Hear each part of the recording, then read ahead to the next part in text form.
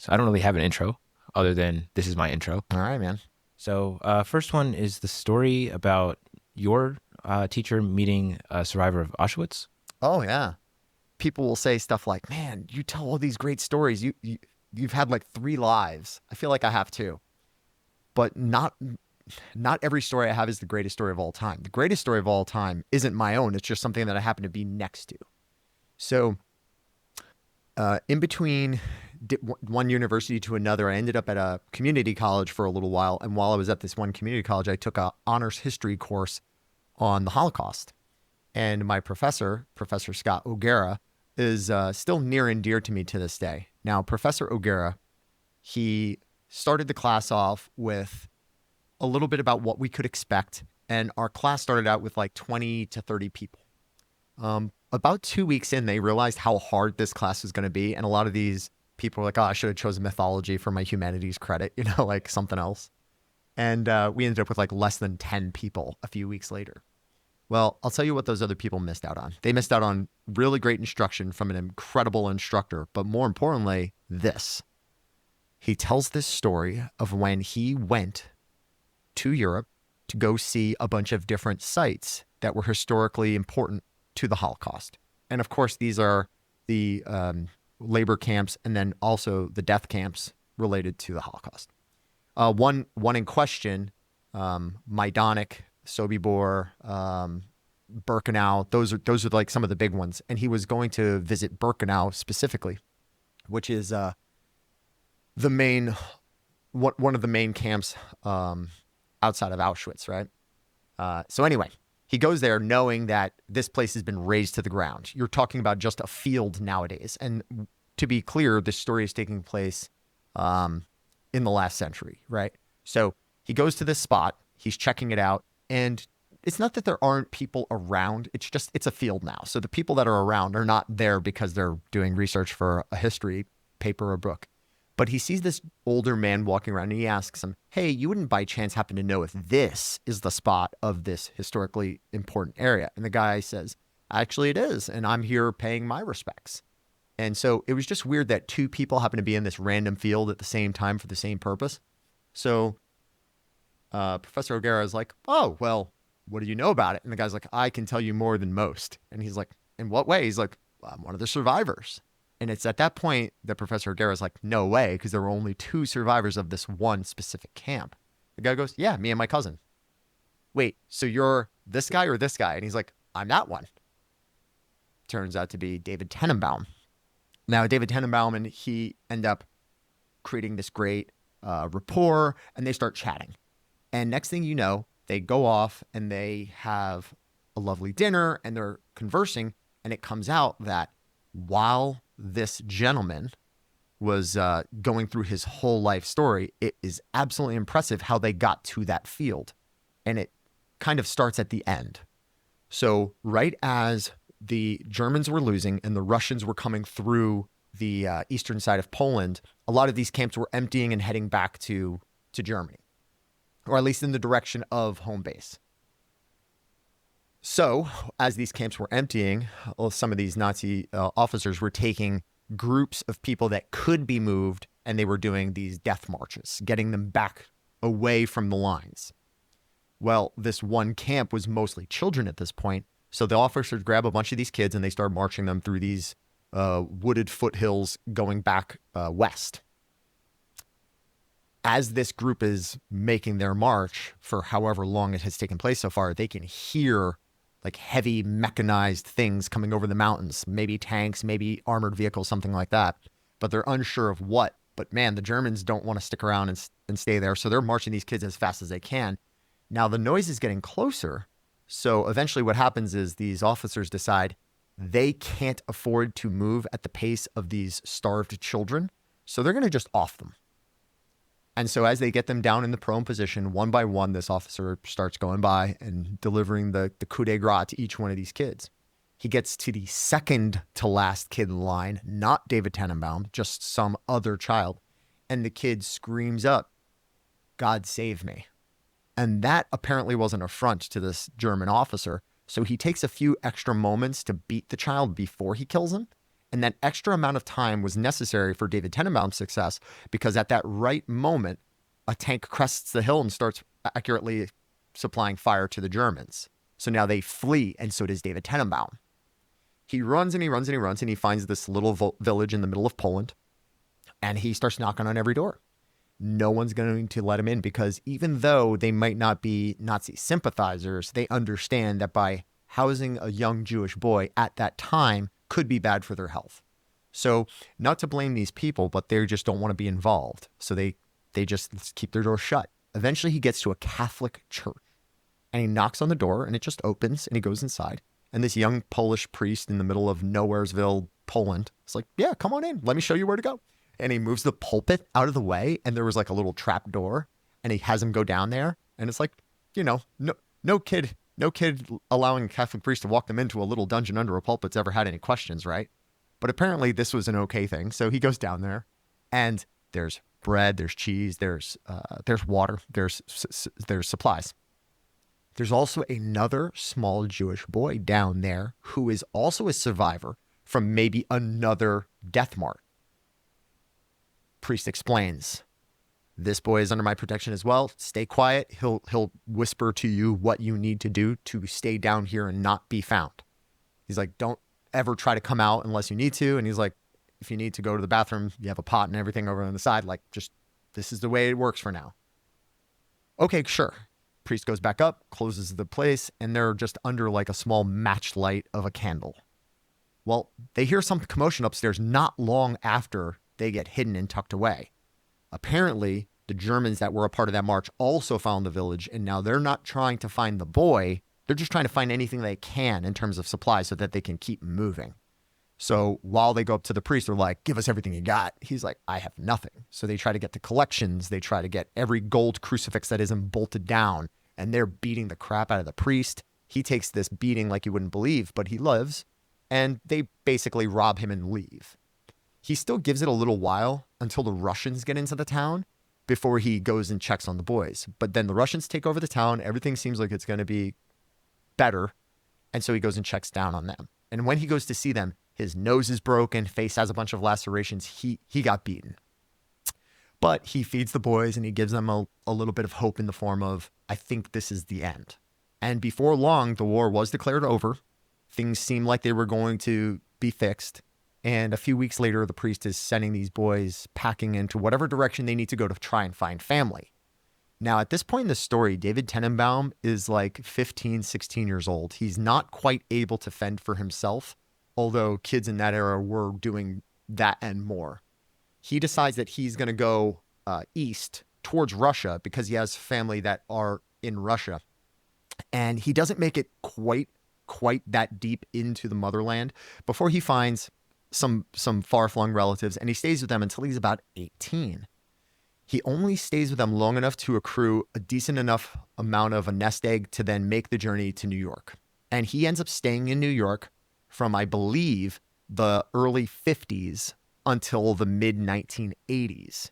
And this is an important part of the story, because during that entire time, he's pretty much a shut-in. He doesn't do anything like go out and hang out at the local bar. Just keeps to himself. Very much. And he owns his own little library bookstore. And so as he runs this little bookstore in New York, keeps to himself, he doesn't even read like the local paper, the national paper. He doesn't own a television. So in terms of his ability to know what's going on in the world, I'm not going to say it's zero, but it's damn close to zero. So for him, having like kept to himself for almost 30 years, and now being like in his 40s, just kind of aloof and not really thinking about things outside of his four walls in New York. It was impressive to him when one day he gets a letter addressed to him that isn't from, New York taxation or anything like he's used to. It's from the Vatican. And in that moment, he's like, okay, this has to be the wrong person. But he opens it up and everything is addressed to him. And apparently the priest who had found him when he was a little boy would like to reconnect with him. And once he corresponds back to the Vatican, giving them the go ahead and some dates, they will then buy him a plane ticket, all expenses paid, send him to Rome to meet the priest. They'll put him up in a hotel. He'll have all of his accommodations covered, his food, everything. And he's like, absolutely. Even if he had to pay for it out of pocket, anything to go repay his thanks to this man who saved his life.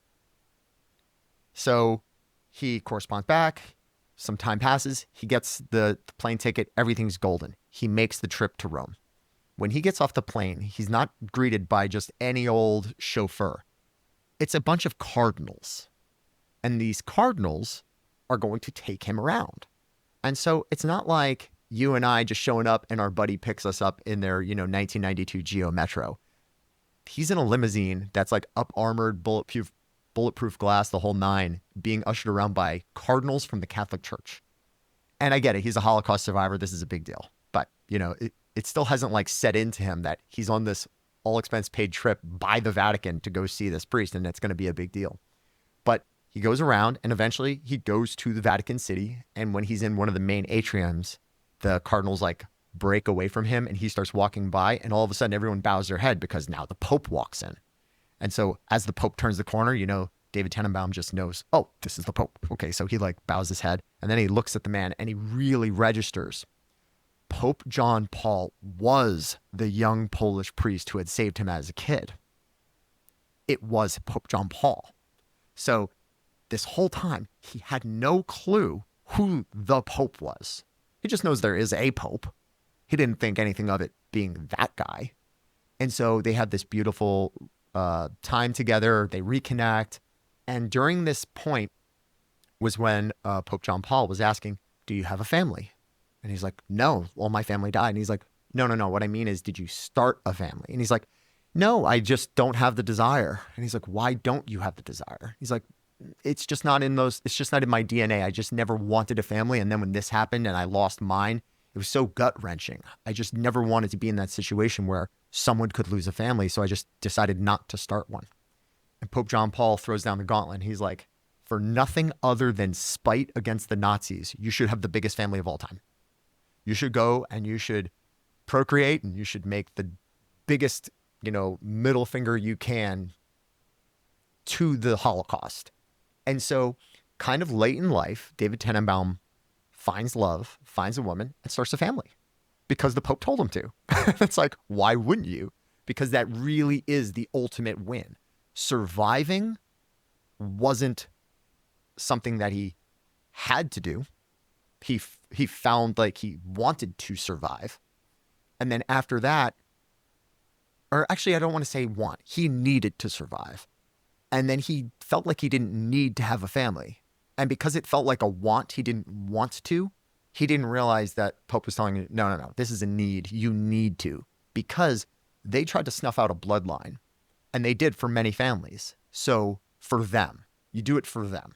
And so probably the coolest story I've ever heard in my life. I've never thought of any situation where the confluence of events could have been so perfect with such key players involved and be so poetic. One of only two survivors of an entire death camp, one of the worst of all time, not only survives, but survives at the hands of a man who would one day go on to be the Pope of the Catholic Church. Not just a Pope, some would argue the Pope, right? Like Pope John Paul was once attempted assassination attempt, right? An assassination attempt was made against Pope John Paul, and he forgave the assassin. Like he's that guy. So why shouldn't we be that surprised that he was fighting Nazis too? Like, man, pretty hard to imagine someone cooler than Pope John Paul. And I'm not even religious. I just think he's cool. Now, towards the end of that class with Professor O'Gara, we had to do some presentations. And I remember I did my presentation on Majdanek, which was one of the camps. And as I'm doing like the math on how long it was in operation, how many poor souls had to go through there, and what all came of it, and the history and how it came down, and the emancipation of the people from that camp. I didn't think twice when I showed up to my final class, because we always had people coming in and observing classes, whether it was just people that were seeing if it was a class they wanted to take for the next semester, or whether they were, studying as adjunct professors and they were watching the main professor. So I didn't think anything of it when the final presentation day came along, and they were like, oh, come on in. And we had two people in the back, an older gentleman and a younger lady. Well, after all of the presentations, Professor O'Gara was like, David, what'd you think? And now my name's David. So I'm like, I don't think he's asking the student David. I'm like, who else is here? I know all 9 of my other classmates at this point. Oh, he's talking to the other guy. And this old man gets up, comes to the front. He's like, this was a wonderful class. Thank you guys so much. It was beautiful hearing your presentations. And thank you for taking the time to learn about a very dark part of history that we still have people who deny happened. And, he's going through this tirade on how he feels about this presentation. And all of a sudden it's clicking. This is David Tenenbaum. Like, we get to meet this person. Now, this was the early 2000s. And I wouldn't say he was venerable, but he was older. And the gal who was with him was actually his daughter. And it was cool because, he ended up having this late life child and she came with him, and it was this beautiful experience. So I got to meet a piece of history. He has subsequently passed away. He passed away of old age, but it was still great. Even a few years ago when I heard of his passing, I was like, man, how crazy is it to think like he made it into the 21st century as a Holocaust survivor, started a family late in life, kind of as like a middle finger to the Nazis, and can say, yeah, you might be tough, but are you so tough you survived the hardest death camp of all time? And then it's like, what'd you do to show for it? Open a bookstore. It's pretty gangster. Anyway, that's the story of David Tenenbaum. Yeah, pretty wild. Yeah, that's why I wanted to start with it, because it's a really good story. Yeah, but the survivor story is probably one of the craziest stories we can think of. When you think of like, what was it, 127 Hours? The documentary that James Franco did about the guy who was in the rock climbing incident where he fell into a crevasse and the boulder caught his arm and he was stuck down there for, days, and he eventually had to cut through his own arm to get out. When I think of stories of survival like that, that's very impressive, because for me, having been a survivor of, domestic abuse, things as a child, and then having to ultimately like get away from my home situation, make it on my own, be homeless for a while, get back into school. I have nothing against a great, wholesome family. When I see like the Leave It to Beaver crowd, I'm like, good on you folks. I'm not jealous. I'm not mad. I wish more people had that. I don't want anybody to play life on hard mode. But when I hear of somebody who has an incredible tale of, survivalism, they found a way. It's near and dear to me because that's what I think is a core side of my being, which is you find a way. You adapt, you overcome, and you don't have a pity party. You just know that things are tough, but you got to make it through. What are you going to do? Accept defeat and just, become a hashtag on a t-shirt? No, you got to let yourself grow from the stress and get out of it. So I don't want to get into the specifics of what David Tenenbaum went through, but, he gave us some rundowns on the things he encountered and the state of things. And it's even worse than we can imagine. So you said before that jiu-jitsu is simulated murder in swimwear.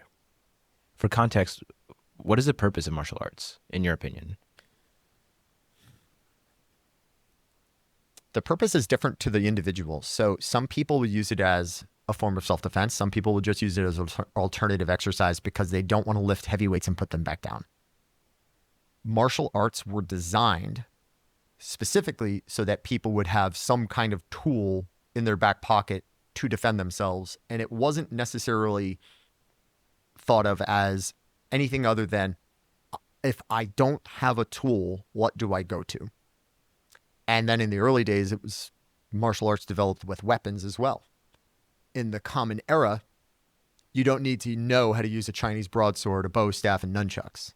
You just don't have those things readily available.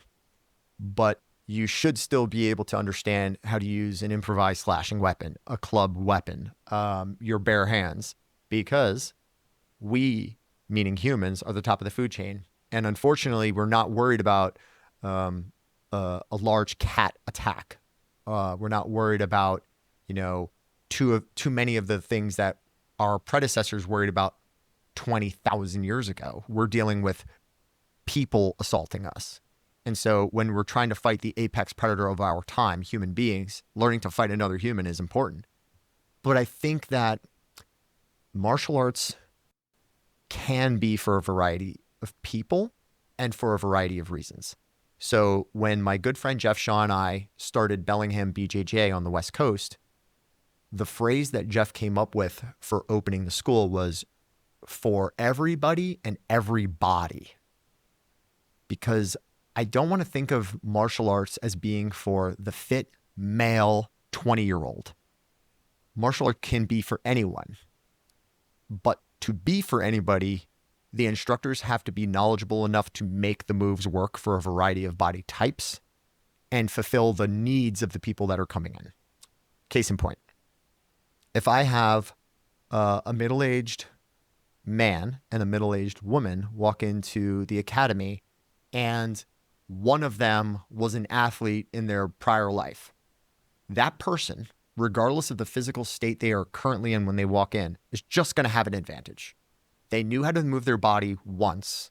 Learning to move it again shouldn't be too hard. Obviously, knocking the rust off and whatever they let their body get to at that point, notwithstanding, that will take some extra work too, but they at least know how to move their body. If someone has never learned how to move their body and then they come in and they're trying to learn martial arts, the great thing is it will teach them to. And that in and of itself can be value.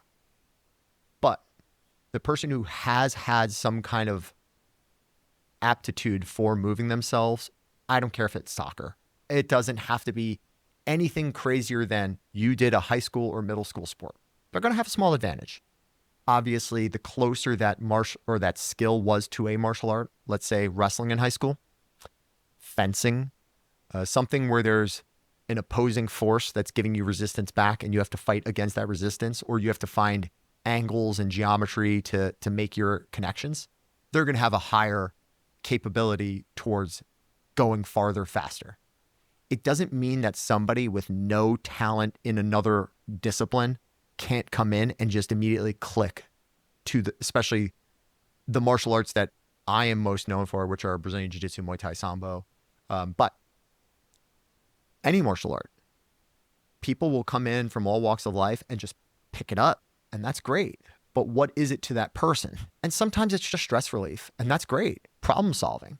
You get to come in and you're given a scenario and you are told this is where the crux of the position is and these are the resistance points, and your objective is to get to here.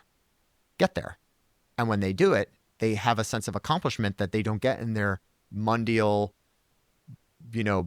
Monday through Friday grind. And so if you can give that to somebody, that can be value. It didn't have to be, oh, you went to a tournament and won a $3 medal. That's not for everybody. Some people really want to get their hand raised because for them, that's great. They need that sense of accomplishment. We can build that too. But the competition side of things isn't the most important side of things. It's that I got you to do a complicated task against a resisting apex predator, humans. Feel accomplished. Feel accomplished. Because this and this, an opposable thumb and a really, really good brain make us dangerous. Now, you've probably seen the video of like the silverback gorilla just walking through high grass and there's a bunch of camera people and then just the last camera person in the line, the gorilla grabs him casually by the ankle and drags him 20 feet without breaking stride. And you're like, oh, the power of gorillas. And yes, that is an impressive thing that we as just Homo sapiens don't have that kind of power. But I've seen some absolutely impressive things that humans are capable of. And it's not always the big Eddie Hall strongmen people of the world who are doing it. So a thought exercise that works well for the martial arts also works well within the gun community. And being based out of XCAL shooting sports and fitness, I think it's worth talking about the downstairs and upstairs for a second, because at our gym, we have fitness upstairs with our martial arts, but downstairs it's a shooting range. You should have at least a working knowledge of the most readily available lethal force that we know in our current society, which is firearms, and then the empty-handed and analogous components, which is hand-to-hand fighting. Well, if I were to ask you a thought exercise on how many firearms currently in the world are loaded, what's your guess? I'm pretty sure you said this before. None of them. All of them. All of them, sorry. If you treat them all as if they're loaded, you have a different level of respect for the firearm. if you treat it like a toy, you'll be like Luke Skywalker in episode 4 looking down the barrel of a lightsaber, right? So you want to make sure that you are not making some very egregious mismanagements of a weapon because you're treating it with a different level of respect. Now, what if I were to say every human being is capable of extreme and great violence? And all of a sudden, if you treat them as such, you'll move differently. The number of times that I'll watch people have a conversation with a complete stranger and their hands are in their pockets. And there's nothing wrong with just having your arms crossed or having a hand next to your face and think, oh, really? That's great. But at least my hand is covering my jugular, right? Like, oh, that's a fantastic story. I didn't pat you down. I don't know you. I don't want to get super close to where an engagement has to happen. And then also when you take into consideration that in the state of Virginia, we have a 21-foot rule, and that 21-foot rule is for a reason. If I have access to a firearm and I see somebody who's within 21 feet brandishing a bladed weapon and they start to come towards me, do I have the legal right to try and defend myself with my firearm against somebody who has a knife within 21 feet? And the answer is yes, because they can cover that distance in under a second and a half. And if that weapon gets to my neck, I'm done. So yes, I have access to lethal force in that situation. Somebody 50 feet away, they could wave their knife at me and call me any expletive they want.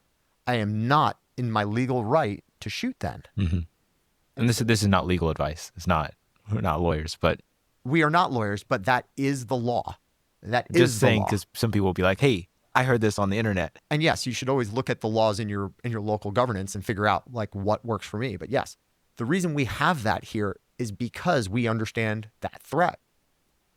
I'm not saying other states have it wrong, but if you don't understand that somebody with a blade, it doesn't even matter if it's just a piece of glass that they picked up, that can be life-ending and it can happen real quick. So martial arts isn't a catch-all. It's not going to save you from every bad situation. But the gun and condom rule is I'd rather have it and not need it than need it and not have it. And in that case, not knowing what to do when the situation goes south, and I have the access. We are not living in an era when some mystical guru of the martial arts is at the top of a mountain that I have to climb on my hands and knees to get to after days and days of arduous trekking. We have martial arts in every town all over the US for the most part, all across the globe.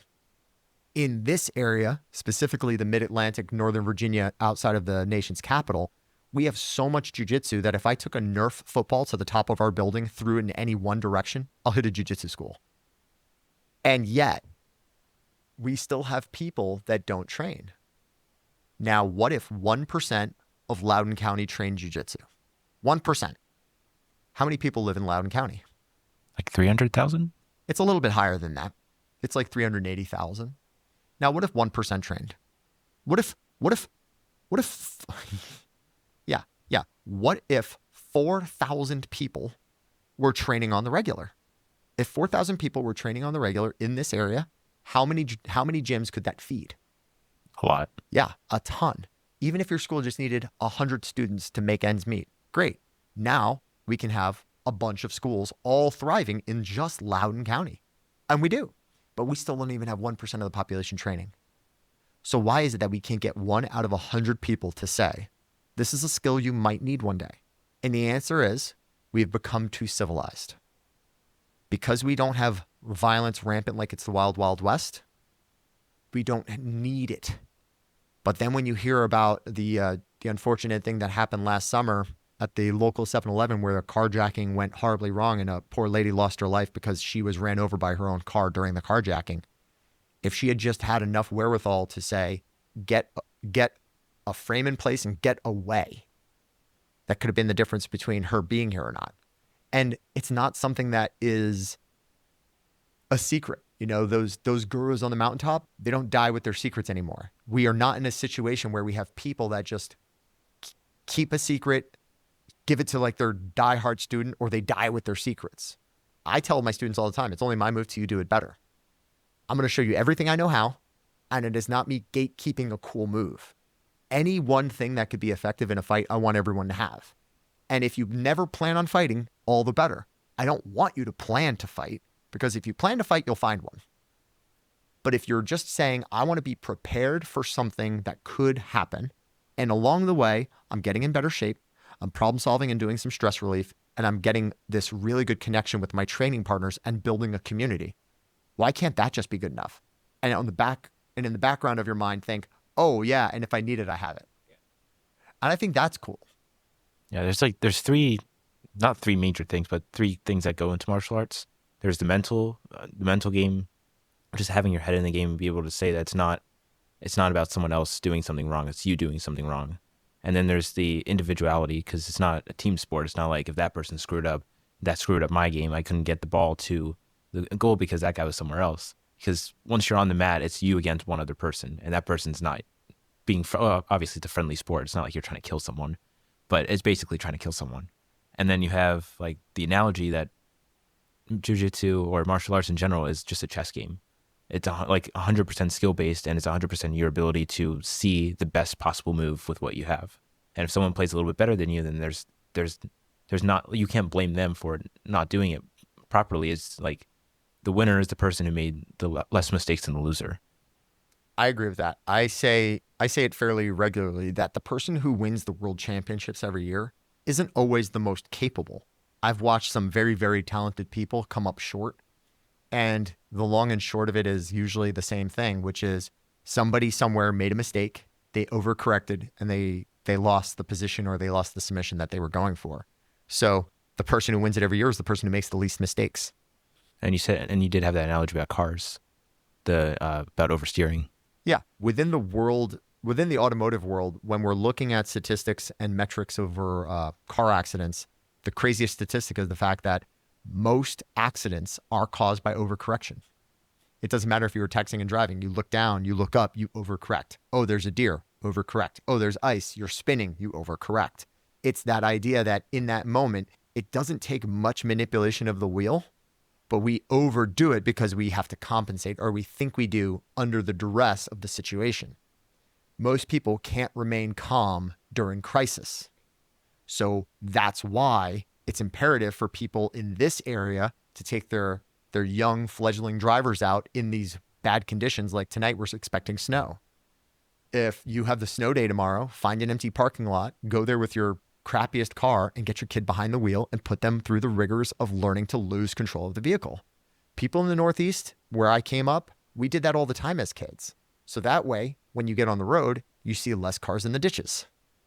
For whatever reason, there will be a dusting of snow in Northern Virginia. And I hate to say this because someone's going to tragically be a statistic tomorrow, but they just don't have the skills. And this goes back to what we said before. You'd rather have it and not need it than need it and not have it. It doesn't matter whether it's martial arts or preparing to drive your vehicle in inclement weather conditions. One of my favorite writers, Chuck Palahniuk, he wrote the book Fight Club, and he wrote a bunch of other books. The one the movie is based off of? Correct. Okay. And one of my favorite books of his is the book Rant. And in it, he says, it's incredible that we have so much imagination in this world, and yet we have people who still think 2 yellow lines mean safety. That is the worst part of your imagination. Don't think that that means safety. Just know that that is an arbitrary thing saying we have a social agreement that you stay on your side and I stay on my side. And all it takes is someone to have a bad day and move their steering wheel 1 inch to the left. And we have to be aware of this. And yet we have these autonomous driving vehicles. Yeah, what's the worst that can happen? It's like, no. It's not about the vehicle driving for me. It's about me having ownership of the reactions to the other drivers on the road. I know that these vehicles can drive in a straight line. I'm worried about you driving in a straight line. And that's why my hands are going to stay on the wheel, because that's where the control comes in. And people are just giving away these controls to these comforts in our common era, because it's like we have so much safety now. And we think that that means we are actually safe. We have safeguards, but that doesn't actually mean safety. It's like security cameras. It's just the illusion of safety. Like, what's the security camera going to do? Prevent someone from pulling out a firearm? It's just going to record the fact that someone pulled out a firearm, and then if you're still alive, and your arm is crippled, you paralyzed and everything, the camera's just like, yeah, that happened. Yeah, congrats. Now we just have something for court. That's it. It's not helping you in the moment. So going back to the overcorrection, kind of goes into one of your philosophies of efficiency over being effective. There's a quote from Peter Drucker: "Efficiency is doing better what is already being done." I cannot reinvent the wheel. I exist at a point in time when that invention has not only existed for so long, but to go against that now would change everything that we're basing current civilization off of. So there are very few bits of design space left in that department. Does that mean I shouldn't strive to build a better wheel? I can't make something to replace it, but I can still try to find a better wheel. Now, just 100 years ago, we still had a large portion of our population who did not have automobiles yet. You think about the mid-1920s, you still had people going to the grocery store on their horse. They still did. And although it was known at that time that, the horse is not necessarily any cheaper than the automobile. One of my favorite jokes from my significant other, Madeline, is if you want to make a small fortune in the horse industry, start with a large fortune. The people who had automobiles, they understood that although it's a different kind of cost, you're changing feed for fuel and you're trading, the upkeep of that animal and keeping them warm and cozy for, changing your oil and checking your tires, different kind of upkeep. But one eventually just completely outclassed the other. And now I couldn't imagine. It's like, got to go to Trader Joe's. And I know it sounds like it's an old timey West thing, but if you showed up to Trader Joe's on a horse, those hippies are going to look at you real weird. They're going to, as they turn away from their granola for a second, they'll be like, is that guy on a horse? So we have effective. Did it work? Then we have efficient. Did it work better? And I think the problem is too many people, especially early on, they just want to be effective. They just want a thing to work. They want it to be good enough. The problem with effective is it leads to kind of like a fool's demise where you start getting into this habit of, well, it took me 5 days to do this thing. I could kind of gaff it off and I made my deadline. So now I'm going to get into this habit of doing that all the time because it worked. And without any kind of other constraints or rigors saying, hey, do this, hey, do that, I'm going to keep doing the same thing I had done because now it's habit. Whereas, is that the best way? No, and it's probably not. So when it comes to martial arts, I'll have a student do a move and I'll teach 3 or 4 steps to the move. And the student will skip a step thinking that made them efficient, not realizing that was a critical part of the movement. And now they're going to make up for it later with extra steps. They're adding more work to their plate because they didn't hit every step. They thought they were efficient by cutting something out. Not everything that's efficient is small, and not everything simple is easy. So when we say something like, oh, jiu-jitsu is simple, not easy, what we mean is I apply enough pressure to a limb or your neck. Eventually, you'll say you don't like this anymore, and we stop. Yes, it's simple. Do that on somebody who knows how to fight. Do that on somebody who's bigger than you. Do that on somebody who just doesn't want you to do anything. Now, you're a younger man, but have you ever had any experience changing diapers on an infant? It is a miserable, miserable experience. And I will just use this as an analogy. First-time parents or people who are changing diapers for the first time, you can be given the most clear and concise directions possible for how this endeavor takes place. And you can look at the subject matter and say, that's it. I just have to beat this thing, this small object. What's the worst that can happen? And you go into it overconfident because of every attribute in your being, but you don't have a working knowledge of the subject matter. So you can only assume based on your preconceived notions of what your confidences are and your abilities, and they're all unfounded because you don't have any on-the-job training. You've never done this task. So you think, I got this, easy. You go over, and all of a sudden, you're getting kicked, you're getting scratched, you're getting screamed at, you're getting defecated on. None of it's great. And you walk out of this like you were in a scrap, right? Now, you ask somebody on their second, third kid, they turn into like a NASCAR pit crew where it's and they're out of there because they have that working experience. Now, that 10-pound bundle of joy just beat their butt. And that same person who remembers that experience will come to jiu-jitsu and be absolutely confused as to why a 15-year-old girl just took their lunch money. And I have to explain to them, maybe that 15-year-old has been training for 4 or 5 years. They have the working experience of what to do. You thought you knew what to do. Now let's upscale that 10-pound baby into a 150-pound person. Now, I'm not saying that would be that young teenage girl in the story. I'm saying like make it somebody else, but like take it scaled up. Now that we've increased it 15 times over in size, try to change that diaper. Wait a minute. You had trouble with it when they didn't have the physicality or the size or anything else, and they were just doing gross motor skills. Now you have somebody who's been around the block a few times, may or may not have been in a fight once in their life, or has just trained in the academy long enough to know certain signs and stimulus to do a move, and they're acting accordingly. You haven't trained before, but you listen to, a certain podcast and you think now you can take on bears. Great. The ground is not an ocean. You are not a shark.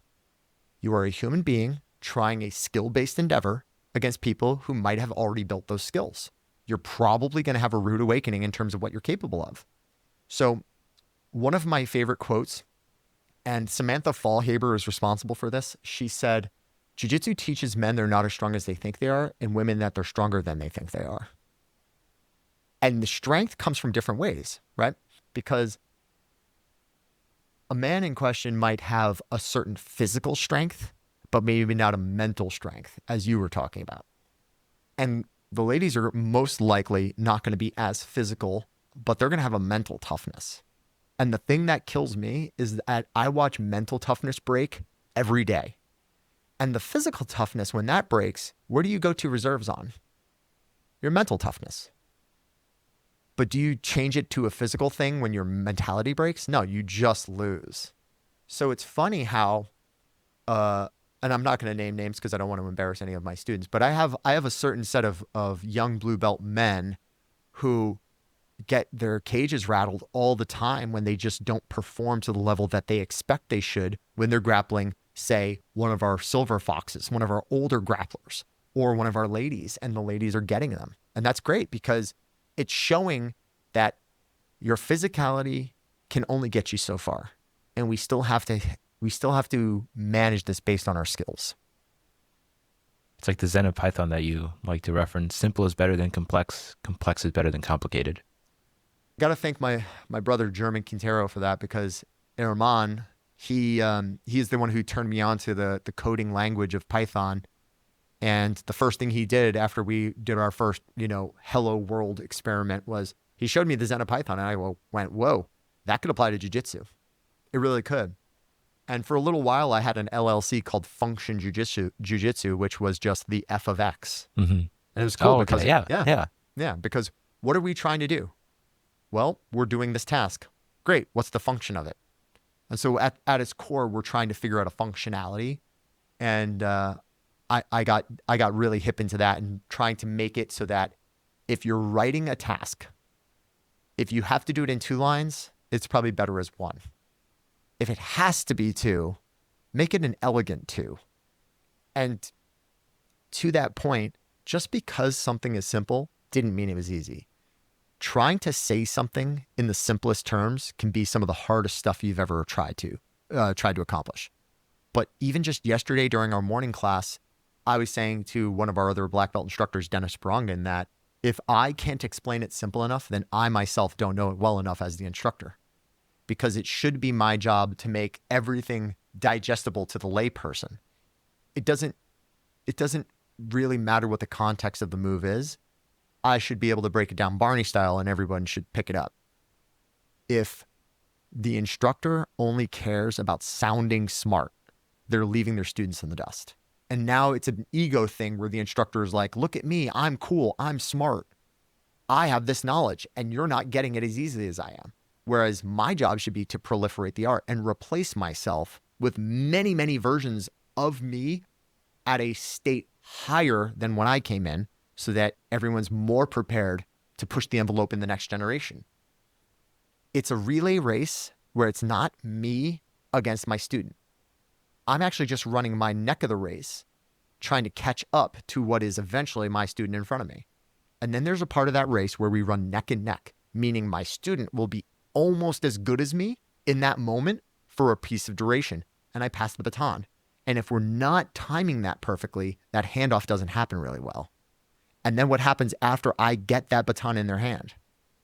I let go and they run their race.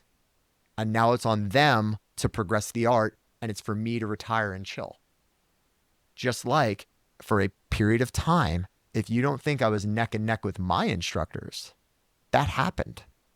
It has to happen. That's the natural order of this. Now, who's in the other lanes at this track? Other schools, other martial arts. It's not me running the race for my students against lions, against, caimans. It's me running that race against the other martial arts out there. It's to make sure that our students can handle themselves if they were to go to a judo tournament, a sambo tournament of this, and grapple somebody in that sport or fight somebody in that sport. Or even just one side of that track has the untrained. Can you at least beat them in this race? Now, I don't care if we finish first, second, third. We cannot finish last.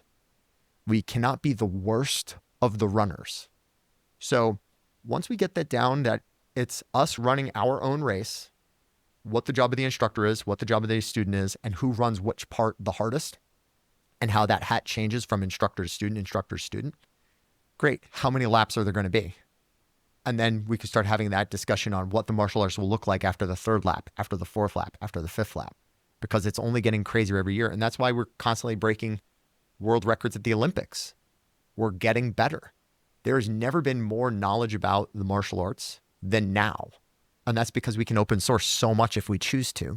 So everything is kind of like everywhere all at once. Like you go on the internet, you can find anything you want. You want to figure out what an armbar is, you can just search it up and boom, now you have everything you need. What's your thoughts on the readily available convenience of everything versus having that emotional connection or the emotional effort of putting the work in, even though it might take you 5 hours to learn it, but instead of just conveniently, boom, I learned it, it's I put the effort in to learn the new thing. Okay. Could somebody learn an armbar off the internet? Yeah. Could they? Yeah. Yes. Statistically speaking, are they going to learn it better off the internet than from an in-person class? Most likely not. Okay. And if you get to an in-person class, does the caliber of your instructor matter? Yeah. Okay. So now we have a huge range where there's access to something that's free, but not necessarily a great amount of saturation of that material in the form of you see it, you learn it, now you can execute from that medium, all the way to in-person training. And then that changes with a huge spectrum based on the level of the instruction. I usually say good jiu-jitsu isn't free and free jiu-jitsu isn't good. And the reason I say that is because when you have this one side of the equation, which is, yes, the knowledge is out there. How many people can just pick up that knowledge and immediately apply it and make it work?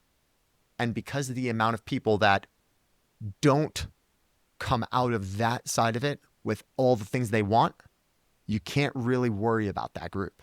The knowledge is out there, but it's still better for us to be in the lab, so to speak, testing it and retesting it with resistance against a training partner under the auspices of somebody who understands that part of the game in a safe way and at a knowledgeable and is knowledgeable enough to share with us the shortcomings and the successes that we might have.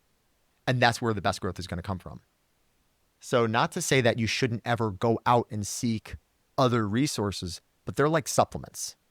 You can't just go to a nutrition store, buy a bottle of supplements and be like, it's got 100% of all the things I need and eat those pills. You still need the substance of your regular diet, and then you can supplement and add. When we have people that have tutorials out there or free content online, great, soak it up in addition to, but it should never supplement. It should never replace. It should only add to. I don't say, can't go to jiu-jitsu tonight. Let me watch an hour of videos online. That's going to cause a habit where now anytime you don't feel the urge to get up and be proactive, you immediately revert back to factory setting mode, which is go to the couch, go to your chair. That will become the death knell for your ultimate training. Because once you start getting in the habit of getting out of going to your school or going to train, that just becomes easier and easier to do every time. Yeah. So there's the convenience, but then there's also efficiency. If you do something because it's convenient, because you can easily get it, it's not as good as it being more efficient. Even though it might take more time, you'll retain it better and more efficiently. Like if you just went online, you learned how to dry fire and everything. That's not as efficient as actually going to the range and getting rounds into a actual target. Correct. Even if you take it a step further than that, let's say you were discussing it from the point of view of, I'm trying to learn any skill. We know that there's a degree of someone should hopefully explain what the task is. Maybe I do a mock imitation of it. And if I have access to somebody who can make a correction to that imitation step of it, now I can get into the practice stage of it. And I think the problem is people get to the practice stage of things before they've gotten to the stage of, is it even correct? And then you start practicing a thing, not realizing you're building habits in the wrong way. And once you build a bad habit, they're hard to break because it's like digging a hole. The more I dig, the more dirt I got to put back in later. And so I've dug this huge hole on these reps that are all poor. Now I've got to fill that hole with all those reps. I got to do the exact opposite to get myself back to even. And then I've got to dig a different hole for something else later. That's annoying. And so how do we bypass that? It starts with first recognizing what the task is and what the appropriate response level to learning the skill is. Is it something mundane that can be learned off of a quick video or a quick read? You have all these Musashi quotes and not the best one. Which one's the class you missed is the class you needed? No. He said death may come even by the wooden sword. Death. So you know he was a fencer, like a samurai fighter, and he had like over 100 fights to the death. So in one of his later fights in his life, what was crazy was Musashi was challenged often, and in this one challenge, you can look it up. It was across this river crossing or water crossing, and he gets a ferryman to like boat him to this shore where he's going to then have this fight to the death. And it's crazy because like along the way, he takes out one of his smaller swords because the daisho is your collection of swords. So you have your katana, your wakizashi, and your tanto, right?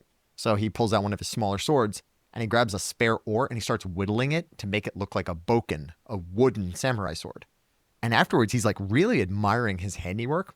Well, they finally, after this crossing, get to the shore, and he still had the wooden sword in his hand, not realizing he got out of the boat to the challenge and he left his main sword on the boat, and he goes into the fight with the wooden sword and kills the other guy because that's how good Musashi was. And then afterwards, he even said, death may come even by the wooden sword. And it's so gangster because it's like, man, could you imagine being so good with your weapon of choice that even a mock version of it is good enough in your hands? Like that is capability at the highest level. Anyway, where do you want to start? So there's two quotes, but also a quote from you. Let's just start with which page? First one. Okay, cool. Accountability over excuses. Oh, yeah. I wanted to start with the Jocko Willink one, but I'm probably going to start with Seneca. Luck is what happens when preparation meets opportunity. And there's your quote from one of your podcasts. If you're at 90%, you're ready for a match. You'll never be 100% ready for a match. Yeah. I think we glamorize the idea of perfection. And there are very few things that are perfect or even close to pristine in the world. And we really do put it on a pedestal. When you think of like Michelangelo's sculpture, the David, it's the fact that he got veins to pop out of the form, out of stone. His level of expertise in that craft was so absolutely impressive. Do you think that people can't do something like that today? He was human. It exists. You know, the techniques are now known. They're known. But at the time, it was pushing the envelope. And Right now, I think it's scary to a lot of people because they can see what high level martial arts is. And I don't mean by watching the UFC. There's not a lot of high level martial arts in the UFC, and you could quote me on that.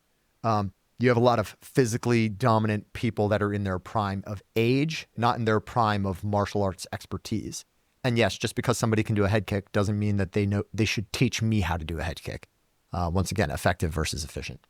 But we can really put people on podiums or pedestals rather, for being good at a thing. And especially when we see like a really amazing, thought out, complicated move done expertly, we're like, wow, that's incredible.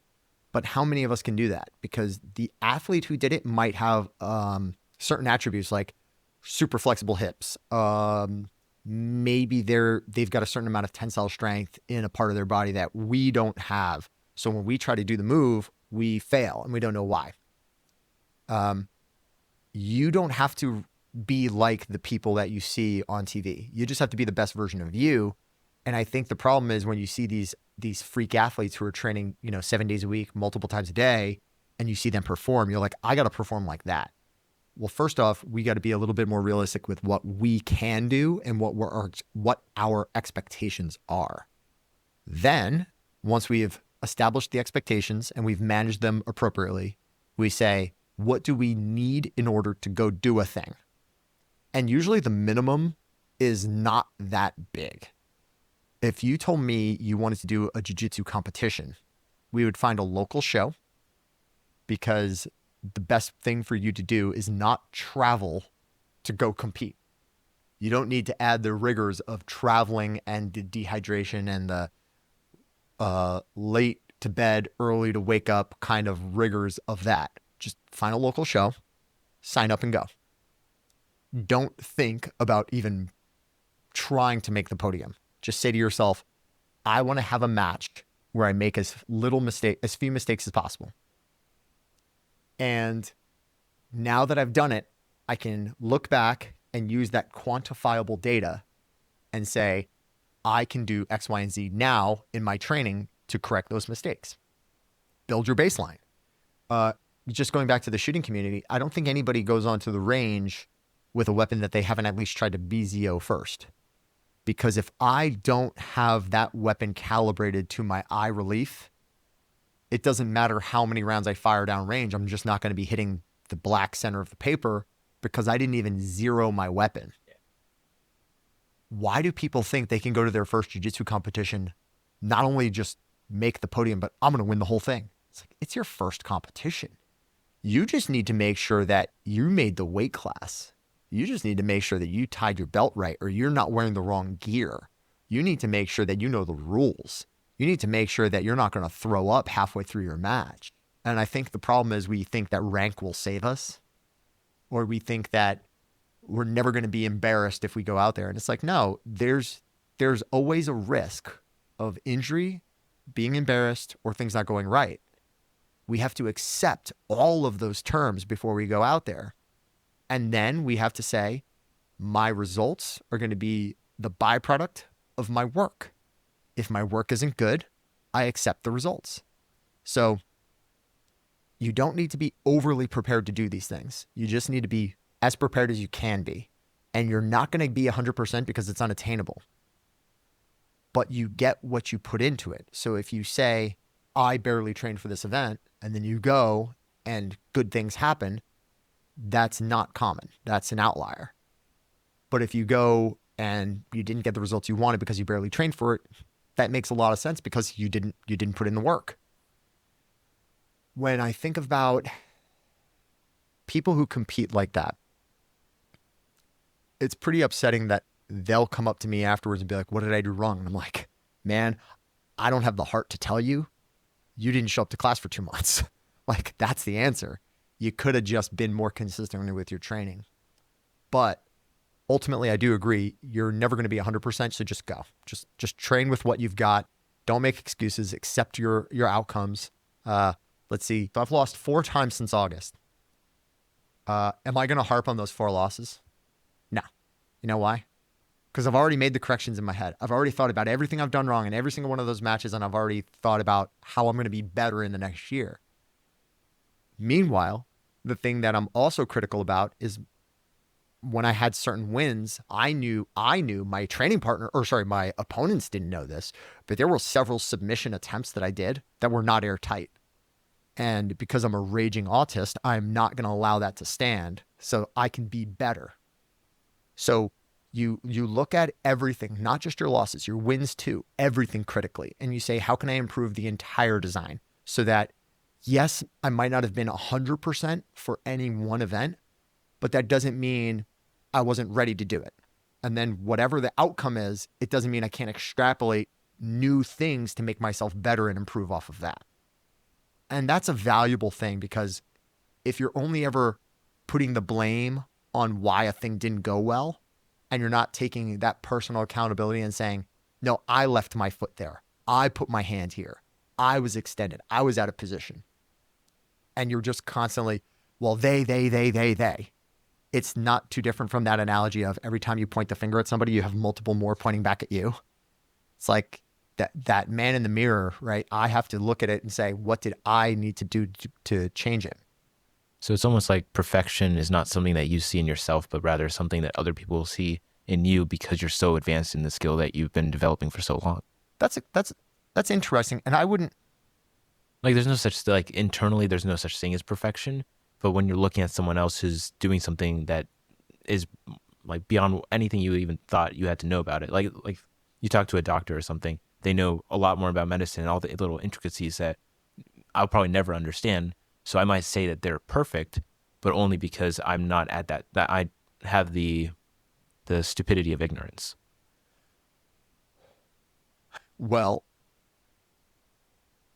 I'm going to mention a specific grappler right now, Dante Leon. Dante Leon is one of my favorite grapplers to watch, and it's mainly because he embodies some of the concepts we were just talking about. You know, he is overly prepared for any event he goes to. His output potential in terms of like what he's physically doing is so hard to match, because he is at a perfect point where he's got the right amount of his attributes working for him. Like he's not a young man growing into a man's body. He's not an older man losing his strength.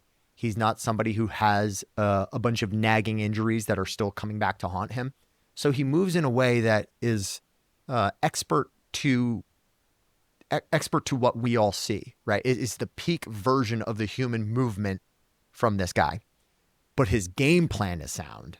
So what happens when you have not just the vessel, like the body to do the thing, but you've got the great coaching and the great mindset and the ability to troubleshoot and see these things at a moment's notice because you've trained for those responses and those stimulus. And whenever the stimuli happen, your immediate response is the correct action. It's super impressive. What would be like my greatest chance of grappling a person of that caliber? You're going to have such a game plan that their attributes and their skills don't matter.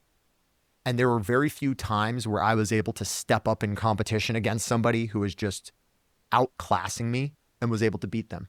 And it's not because I am, by any aggregate or measuring tool, better than that other person.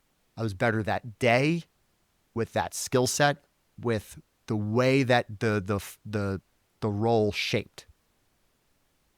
I've been on the receiving end too, where there are people, like I just said, I lost to a purple belt at a grappling tournament years ago as a black belt. If the right confluence of events happens, you just have to accept that that's what happened and move past it. Okay, what could I have done differently?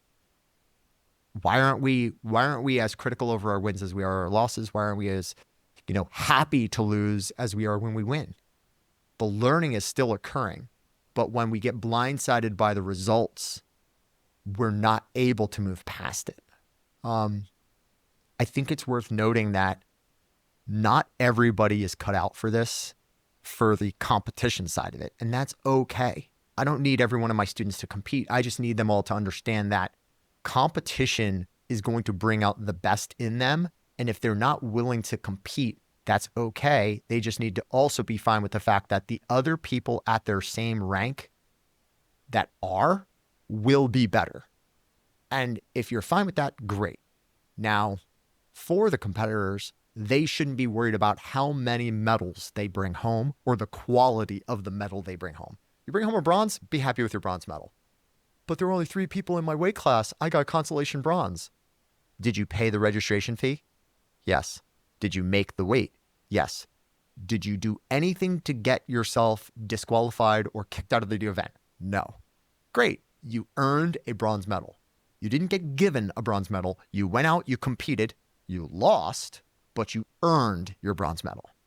Those people have more respect for me than the people who sign up for an obscure division in an IBJJF where they know they're the only recipient of an award, where they get a gold medal just for signing up because there was nobody else.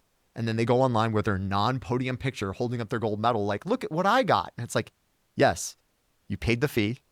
No, you didn't compete. No, you didn't do any of the other things, right? But the quality of their medal says they did great. The content, like, what did they do behind it? Give them a participation trophy, but not actually like, oh, I really pushed myself and did everything, but everyone got a trophy. One of my favorite things, and my good buddy Jeff Shaw and I talk about this too, which is jockeying for the center position on the 3rd place podium at IBJJF. So in case you didn't know this, the International Brazilian Jiu-Jitsu Federation, if your bracket has enough people to fill out the semifinals, meaning each side of the semifinals had 2 participants, where the winner of one side goes in to fight for first and the winner of the other side gets to fight for first, but the losers, they don't fight for third. At the IBJJF, the losers in the semifinal don't get a match. They both get to stand on the 3rd place podium, and they both get a bronze medal to share. You get a bronze medal, I get a bronze medal. Now, the trick is when they call your bracket to the podium, be the first one to get there if you're in 3rd place, because the funny thing is, like, you'll see the person who gets the inside lane to stand next to first place kind of like leans in a little bit more to be like, I'm closer to first place than this loser. And you're both losers, right? But on that topic, I'll say any tournament where there was an actual fight for third and I got a 3rd place medal, I care more about those 3rd place medals than I do my silver medals. Here's why. Not to say it sucks to come up short in the finals. I will say that. It does suck to come up short in the finals. But there's something extra about losing, coming back, and winning. So you can have a pretty awesome day, get all the way to the finals match, and then lose and go home on a loss. Or you can lose in the semifinals. Think about that hard. Go out, fight for third, and leave on a win.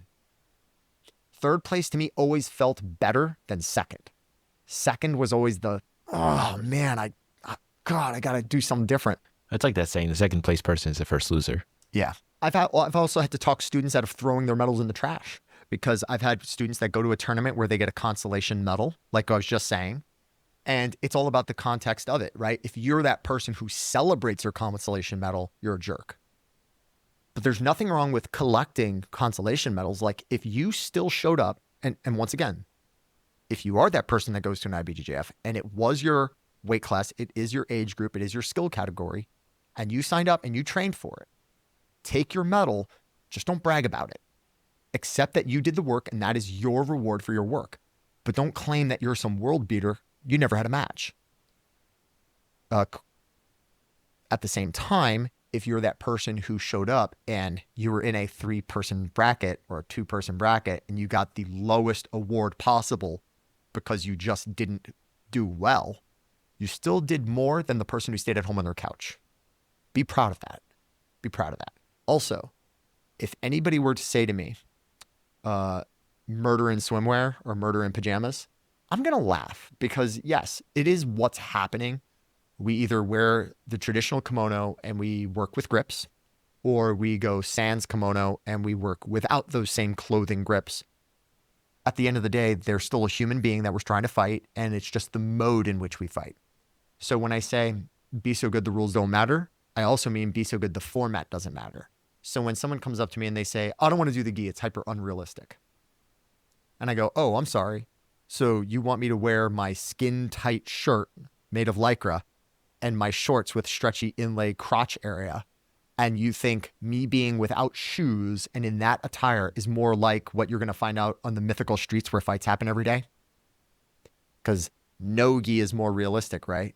It's like, well, they're not going to cross choke me. And it's like, no, but You don't think I'm going to grab you by something and use it against you? Have you not seen two ladies fight on the internet? Hair exists. Just hair exists. And so when I have ladies coming up to me saying, "Hey, can you teach me a hair grab defense?" "Oh yeah, sure. Grab here, do this, do this." "Okay, what about a ponytail grab?" I've done so many workshops for self-defense, and they're almost entirely made of women. And every single time, it's a hair grab defense. It's a hair grab defense. It's a purse grab defense. It's something where it's like a thing you don't encounter in a sport jiu-jitsu world. So, barring my competition success, I want the martial arts to be martial first, art second. Problem is kind of equivalent to something you and I had talked about recently. Arthur Brisbane was a journalist in the late 19th century into the early 20th century, and he had a lot of really great quotes. Most human beings who are alive today in some kind of English-speaking world have heard at least one of his quotes, which is, "Use a picture, it's worth 1,000 words." And it's so simple, and it derives an incredible point, which is you can extrapolate a lot of information from a small source sometimes.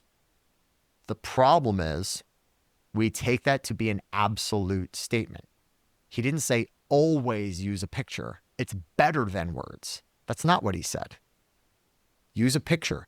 It can be worth 1,000 words. Supplement. In addition to, not replacement. Okay? Now, the same guy, Arthur Brisbane, he had another saying. He said the dictionary is the only place where success comes before work. Okay. I get it, the alphabet being alphabetical and all that, but that's the brilliance of it. Success doesn't come before work anywhere but in the dictionary. You want to be successful, you have to keep working at it. Or as I tell my students, you know how to spell success? It starts with suck, but then you got to keep going. We have that ugly duckling phase, and most people can't get out of that because we're not willing to be vulnerable. We're not willing to be ugly in the situation, and we want to stress that we're the best versions of ourselves. And this is why social media is terrible, right? Because it's like, it's a bunch of you putting on the face of your best self. One of the critiques that I get often, or not critiques, but one of the statements that gets thrown around is people like that I show my losses. And I have no problem talking about my losses. I think my losses are great because if I don't accept that that was a part of the game and I don't celebrate it as what it was, which is look at that great spot where I got. Now, here's the thing. You show me two of the same video with the same ending. And that's the real trick, which is if I was able to be beaten with the same move every time, I'm just bad. I'm just bad at that move. But if it's really hard to get me in the same thing often, that's good. That means I'm learning from my mistakes. Why wouldn't I celebrate that loss? That loss was a pivotal moment where that was the last time that move became easy for somebody. Yeah, it's like the rules of thirds. So probably like everywhere you see three things. The first one is a rare occurrence. Second is a coincidence. Third is a pattern. If you have three videos of the same thing, there's definitely something. I mean, you should have saw it the second time at the very least. But if you have three videos doing the same mistake, there's a pattern there. That's if you don't fix it, the fourth one just looks stupid. Correct. The vast majority of people who train this sport, they train until they get to a point of competency, but not to a point of mastery. And I know later on here we were going to talk about this, but I'll just say it now. A lot of beginners practice until they get it right, but the true professionals practice until they can't get it wrong. So we had alluded to it earlier when we had said the person who wins the world championships every year is the person who makes the least mistakes. It comes back down to your training. If you're not willing to put in the reps to say, I need this to be perfect with frequency, and I need mess ups to be infrequent. I am accepting that there is a wide variance for everything, and that I will also accept that there are no absolutes in jiu-jitsu or no absolutes in fighting, no absolutes in whatever martial art discipline you're trying to do. But I want to just be better and take those gaps where the thing has the most variance or the most chance for failure and shorten that gap. That's what a real professional does. They're not saying I'm getting it to zero. They're saying I'm getting it to a small enough margin to where I don't have to think about it. When I look at certain world records or achievements, there are so many athletes out there who just, they have differentiated themselves from the field, and it's usually in their practice. When you hear that, George St. Pierre hasn't fought MMA in years, but he still does an ice bath every morning, still trains, still stretches, still active.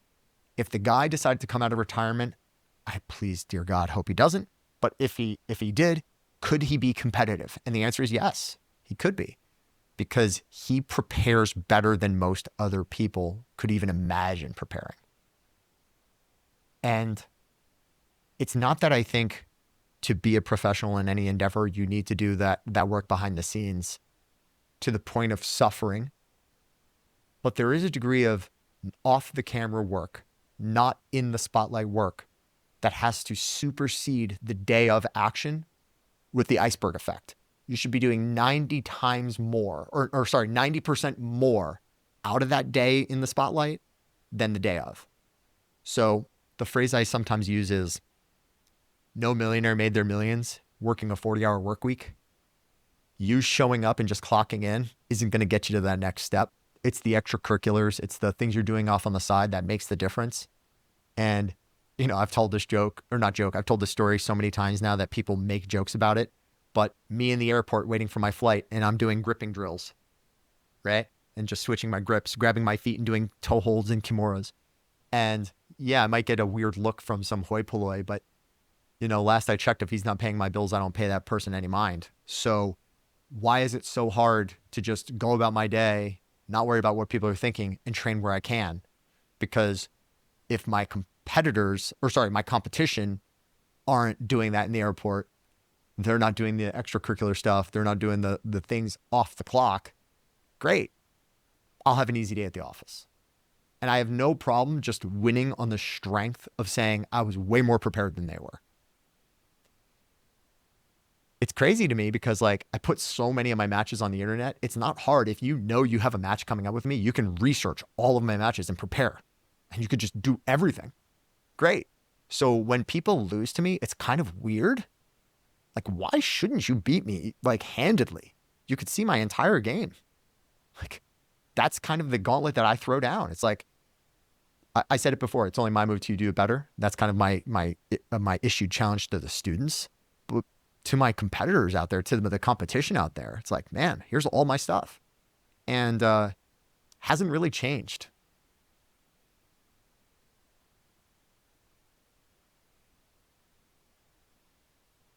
And I think that's the perception that we all should have. We should say to ourselves that you're not vilifying the person across from you. They're just the tool that you get to flex on. You get to say, I have done the requisite amount of work. Now watch it in action. Sometimes it doesn't work out, right? Somebody could have a different set of skills that stymies any kind of plan you had, and that sucks. But if you're doing everything right, that should be a small portion of the time. You want to have a greater than 50-50 record. You don't want to be losing as much as you win, because that's never good. But you also have to accept that in the early points, your losses are going to be heavier than your wins. When you finally get to that point where you're starting to catch up and the numbers start to shift, keep that momentum, right? A story that I tell often is that my first 11 tournaments in jiu-jitsu, I didn't get a single match victory. Not grapples, tournaments, multiple matches per tournament. And I think the math ended up being 23 matches in a row losses. Now, if every tournament, we're just going to use guerrilla math. Let's say every tournament was $100 even. That's a lot of money to spend losing. I'd spent roughly $1,100 in the pursuit of trying to find that first W. Now, the crazy thing is, and this is all something you can quantify. Around the time that I got back into jiu-jitsu, which was the fall of 2010, competition jiu-jitsu, that is, I had taken a several years off from competing in grappling tournaments to get the skills, because I was losing, and then I just stopped. I focused back on my training, and then before long, went back to competition and was just doing great. And I one win turned into two, turned into three, and I was like, oh my God, all of a sudden I went gold medal this next tournament back. Why is it that I was 0-23, take some years off, focus on my training, I come back, and then I got a gold medal? Holy cow. All right, let me do this again. A few weeks later, I go to another tournament. Now I got 2 gold medals. It would be 3 years before I would lose a jiu-jitsu competition again. And I got like 102 matches in a row of just wins.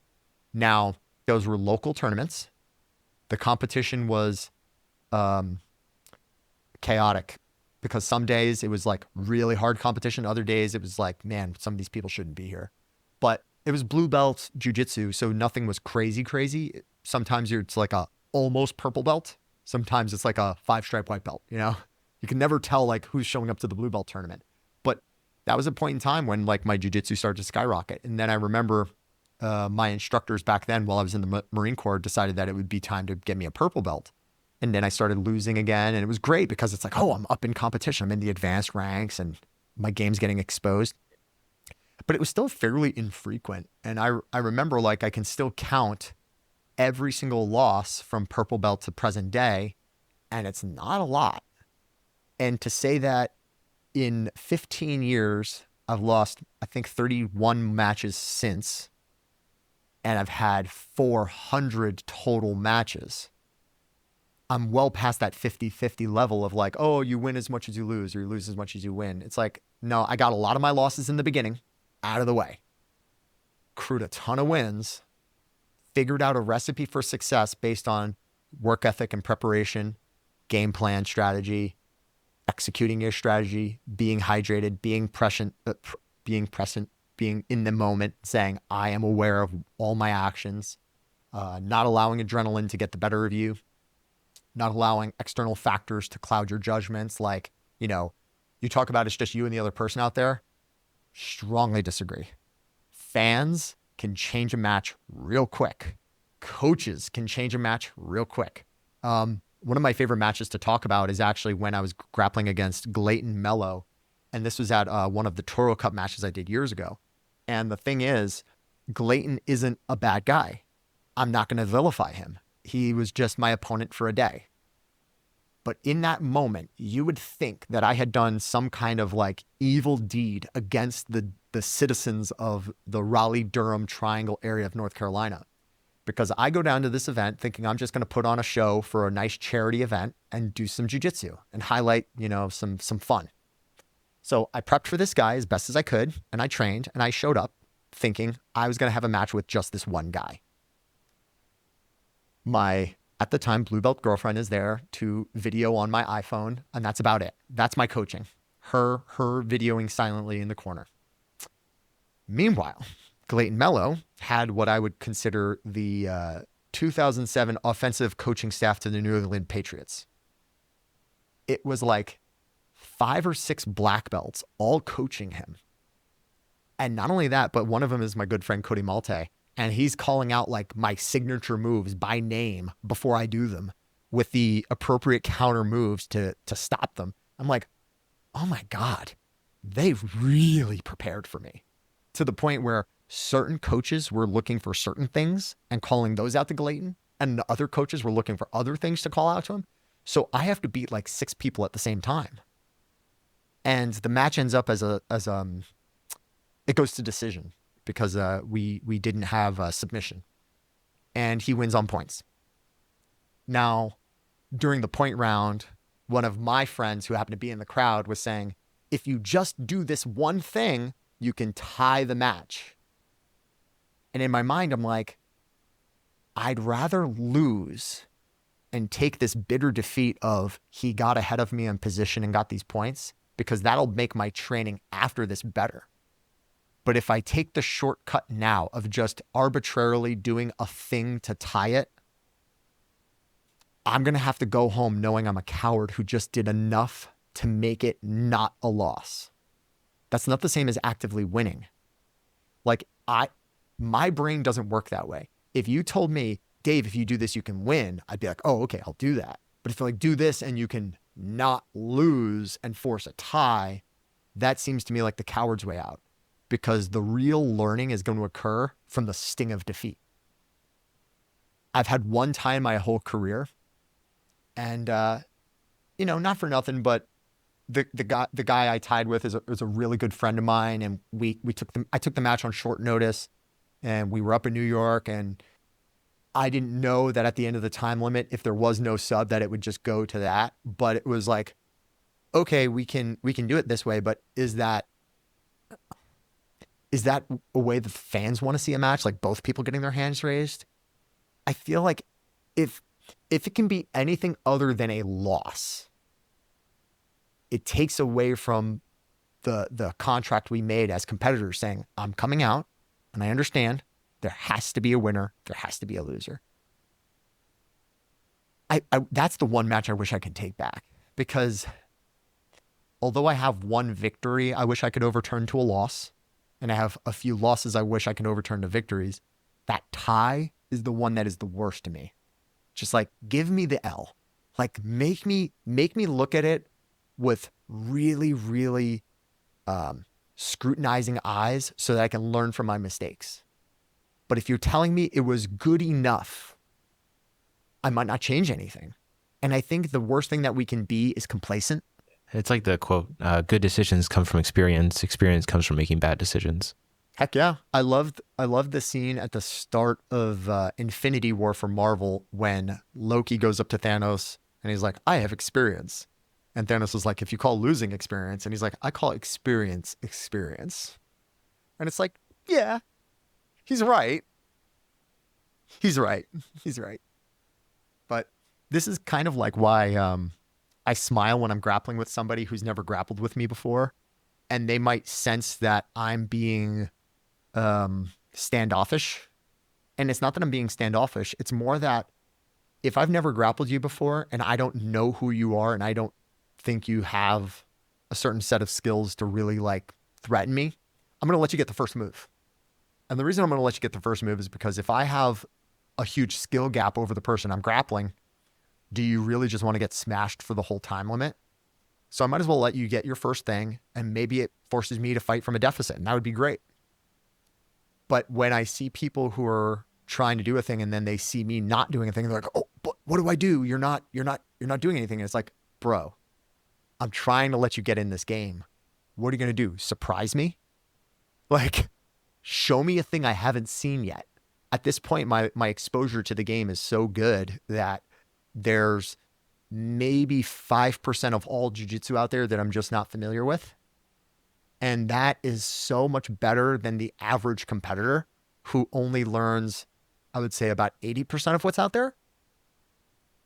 Because fighters don't have a rank, they have a time. Your time is roughly between 18 and 29. That's when you can compete at your best. Megaton Diaz, I get it. He's like 57 now or going on 58. He's still competing regularly, and he's like the only coral belt who actively competes. And I want to be Megaton Diaz. I want to show longevity. But most competitors don't have the deepest of understandings of the whole jiu-jitsu game. They know their game really well. They know the seasonal game that the other athletes are playing, and I'll get into that more in a second. And they know the rules well enough so that now is the time. Will these athletes someday make great instructors? Maybe. But not all that can do can teach. In the same way that some of these head coaches of these prominent teams, they themselves don't have world titles to their names, but they can tell you how to get to a world title because they're great coaches, and they can't physically keep up with these young athletes, but they can make those young athletes get onto the podium. For me, I want to make it a point of I can win at this time and at future times fairly easy on the backbone of my work ethic. And I understand that I expose myself to as much jiu-jitsu that's out there as possible so that when my students come up to me, I can answer their questions, or at least direct them to a source that can answer their question. And if it's about me competing, I'm not running into a bunch of things that I've never seen before. So getting that exposure is massive, and I want to make sure that I get it for the students as well by bringing in top talent as often as we can. If your school doesn't allow you to cross-train, or they don't bring in talent from outside of their affiliation association, then you're just a part of a cult. Open sourcing anything leads to the most exponential growth. It's when we sit on our decisions. It's when we sit on our decisions and we say, I'm not going to share this because I want this to only be with my people. That's a limited exposure and a limited pool. How are you going to get enough of a cross sample to know if it works or not? Take it across town. Try it at another gym. Go to another gym and see how they do a thing because maybe they have a better method. Bring that back to your instructor and be like, hey, so they do it like this over there. What do you think? And if they just don't want to hear it, that person is a cult leader, right? If they're unwilling to listen, because we should be able to say, I don't have so big of an ego that I think my moves are the best. Maybe that other person had a better method. And it's okay for me to lose sleep at night thinking about how that person is better. That's okay. But it is not okay to let your students suffer because you have an ego as an instructor to not take better intel. You have to act with the second you see a better method. I've said this in the past. I don't love any one move enough to not ever change it. Like if I think a move is so good, I don't have to change it. You better start asking the right questions about where the real Dave is, because that is a body double. There isn't a single move I won't change if I find a better way of doing it. So when you're both teaching and your own like personal mindset, going from what Jocko said, it's not what you preach, it's what you tolerate. Correct. You have to. But it doesn't hurt that my stance and what I show, or to use his vernacular, preaching, what I say is about open-mindedness. I want people to have a very diverse portfolio. In the health world, or at least in the nutrition side of things in the health industry, you would say eat from a variety of food sources, right? Because no one food source has everything the human body needs. No one instructor has everything that one student needs. And to think you have everything that your one student needs, probably the number one sign of a megalomaniac, egotistical something or another, right? Because unless you're a carbon copy of me, whatever I teach you isn't going to immediately translate. Just the dimensions of your shoulders, your torso, your hips, your flexibility, nagging injuries, anything you bring to the mats that makes you you is also what makes you not me. And so for me to teach you from a wide variety of moves is me saying, here's this cornucopia of martial arts. It is never ending, and there's a plentiful amount of stuff in there. You have to find the things that work best for you and the things that agree with you. But within the realm of individual effort in a sporting event, if you're trying to make it far and you want to have a professional feel to your endeavor, you have to train like a professional. And the sad thing is, most people want it, but they don't realize the sacrifices you have to make to your personal life in order to have a professional life somewhere else, not your main job. So if you're not me and this isn't your full-time gig and you're doing some other thing Monday through Friday, 9 to 5, and you're coming in even as a diehard, let's say you're doing 5 classes a week, you're never going to be a professional. You're not. You can do 5 classes a week, but if your 9 to 5 is something other than this, you are a rare breed who found the time to do multiple things in the day where you can have 8 hours doing one thing and maybe just live in the gym after you get off work. But a professional is somebody who lives and breathes every minute of the day the thing that they're trying to do. So Jordan Reed, one of my good friends and clients, used to be a professional footballer for a few different NFL teams. You know, for a short period of time, he was with the 49ers, but, you know, mostly he was with the Washington Commanders back when they were still the Redskins. And the thing about Jordan Reed was he's a guy that, you know, can run a lot of routes really well, but he had one specific route that was just like masterclass. Like when you see it, it's like all the other people in his position want to run it his way. To do that, he is working that one route hundreds of times a day, even though he had it mastered. But the idea of keeping something sharp and keeping it well tuned means you just don't let it ever develop rust. It never sits still and accumulates dust on it. And because he just couldn't allow himself a moment of respite to get rusty, it stayed sharp. Well, we have people that will ask me how to do an activity or how to do an action of some kind. I'll give them the answer. They'll drill it for a few minutes, and then I'll see them again days later, and they'll have a different question. And I'm like, okay, mental note, that person barely got the reps necessary to correct their last question, and they're asking me something else. Am I going to not answer this question and be like, you should go do that other thing? I want to so bad. But at the same time, if that person isn't a professional, I'm not going to treat them like a professional. You want to keep asking me the same, like quick fix answers, and then you want to keep like shuffling your feet for years about how you're not actually fixing the problems? The answer was always there. It was just do that other thing until you actually fix it. But the problem is that takes so long, and people don't want to make those corrective exercises happen because it seems monotonous and boring. But you know what sucks more? Losing. There's I don't know if it's a quote or a saying that in order to get to the place that you want to be, you have to lose the friends that you had. And there's going to be this little in-between where you're by yourself, where you don't have the friends from before and you haven't gotten good enough to get to the friends that you want. And so you get that little social isolation. But once you get to that new place, you look back and you realize that you're more comfortable being someone that you are rather than someone that you're not.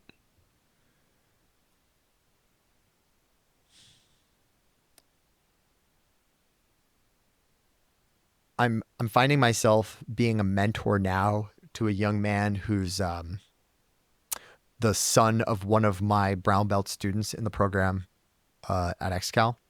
And I was just at his high school wrestling tournament on Friday. And I showed up late to the event, and we're getting updates on the drive in. And, we had to drive through the metropolitan DC area to get to this event. And there's snow, and it's a Friday. And it's DC. So we were a bit late to the event. We missed his first two matches. And the way it was explained to us, his first match was a well-fought match, but he lost on points eventually and then turned into a pin. But he wrestled well. And then his next match, he was in on an attack on a single leg takedown and then just got reversed and pinned. Sometimes it'd be like that, right? And so he's pretty dejected. We get there. I have a heart-to-heart with him. And next thing you know, he comes out and he does a tech fall. Now, even for those that might not know a lot about wrestling at the collegiate level or collegiate style wrestling, a tech fall victory is when you score more than 15 points over your adversary. And so they just stop the match. They're like, there's no reason to keep going. You got way too many points. Let's just call it. And it's kind of like the mercy rule, right? Well, he's up 16-0 on this guy. And now he does that. The next team comes out because it's a dual meet, and the next team comes out. They just saw that this kid tech faulted his last opponent. So they decide to not put the wrestler for his weight class in his weight class, and they decide to move him up a weight class, thinking he'll have a better chance against the heavier person. That's a win. You scared them away to the point where you still get to get your hand raised on the mat as a forfeit. He wasn't happy that he got his hand raised in the forfeit. And I said, you should be happier about that forfeit than you should your tech fall, because that means you own them mentally. You got in their coaches' heads to the point where they're like, nope, don't want to deal with that. And we'll talk about that in a second, which is like the rattlesnake effect. But the idea of it was he had lost twice, came out, changed one little thing, and just became a force of nature. And then he destroys this one guy, goes on, gets a forfeiture. So now he's mad over the forfeiture. I have to mentally steer him back into the mindset of, no, that's a good thing, and get him back to focusing on his last match of the day. So I said, well, You have one more match. You're technically on paper 2-2 for the day. Do you want to end 2-3? That's an easy answer. Nobody wants to lose. So I said, how do you make sure that there's no ifs, ands, or buts in your last match that you win? Well, there's only one way to emphatically win in wrestling, and that's with a pin. I gave our guy the go-ahead, and I was like, hey, you should do this. And he goes out and he hits a lateral drop, gets another takedown, pins the guy right off the lateral drop, and wins. And so it's like, man, you started off the day 0-2. You ended the day 3-2. Way more impressive. And your two real true victories were a tech fall, first of his career, and a really amazing pin. And the best part is you went unscored on the rest of the day. So you went from hard-fought match, mistake, tech fall, forfeiture, lateral drop to pin. You only went up. How can you do that if you have a weak will?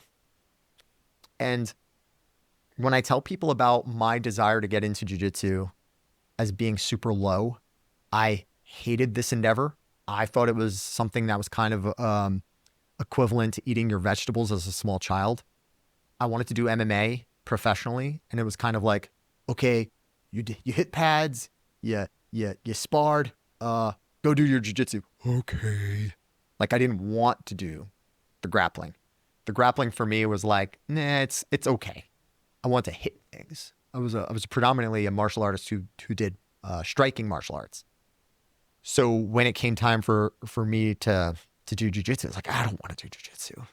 But it was a mindset thing of, this is a part of the fighting. You have to do this. Well, more than just have to do this, you want to do well. And so even if you don't have the skill for a thing, you should still have the will. And in my early days, like I said, I lost a lot of my matches in the beginning. And then what was the big change? I developed some skills. The desire to do well was already there. It's not like my opponents were breaking me down mentally and then I was quitting. They were just physically better. They knew enough. Once the skill acquisition was there and I picked up the things that I was missing, I had the will to win. Now I also had the skill. Man, it was a dangerous recipe. To explain to my student who is wrestling that you have the skill to win. Where's your will to win? And here's the thing. When you go out there and you look that person in their eyes, let them know through your body language that you're looking through them and they are just an obstacle to you, because you will break them mentally and then the fight becomes easy. And that goes into one of the other bullet points we'll talk about, which is that winning the mental fight. How do I teach mental toughness at our academy? And it starts by showing people they're tougher than they think they are by putting them in bad positions and showing them how deep they can fight. Get comfortable breathing underwater through a coffee straw. When you can slow your heart rate down and you can get to that point where this is fine, as you're in like S mount, hands crossed over your head, pinched together, they're sitting on your chest and you're like, this is great, right? Like when you get to that level, you have put one deposit into the bank of yourself and you're investing in your mental toughness just by being in that position one time. Do it 100 times. Do it tens of thousands of times. Get to the point where it's just like, thank you for the S mount stretch. My shoulders needed that. One of the most vicious things you can say to somebody in jiu-jitsu right after you grapple them is thanks for the rest round. Now, I'm not saying this so that you just have this crippling statement to make to somebody willingly. Come on. I'm not saying that just use it whenever. Sparingly use it, because it is the worst thing you could say. It's the worst thing you could say. So when would you say it? Let's say you get some goon who's like maybe a belt rank higher than you, who's looking at you as just a tool to sharpen their game against.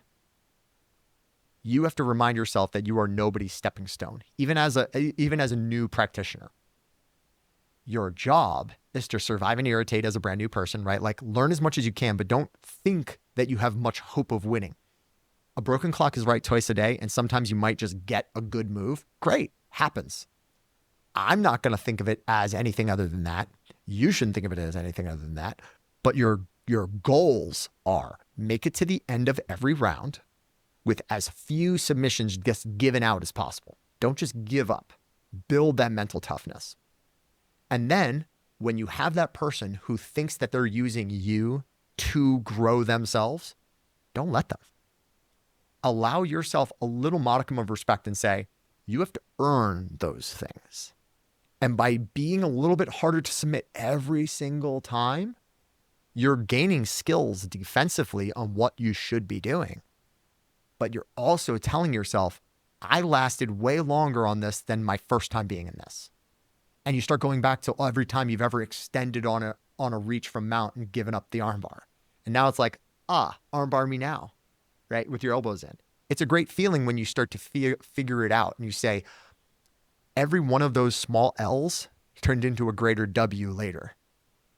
And I think those breadcrumbs of those small defeats leading you to the promised land of total victory are a necessary step along the road.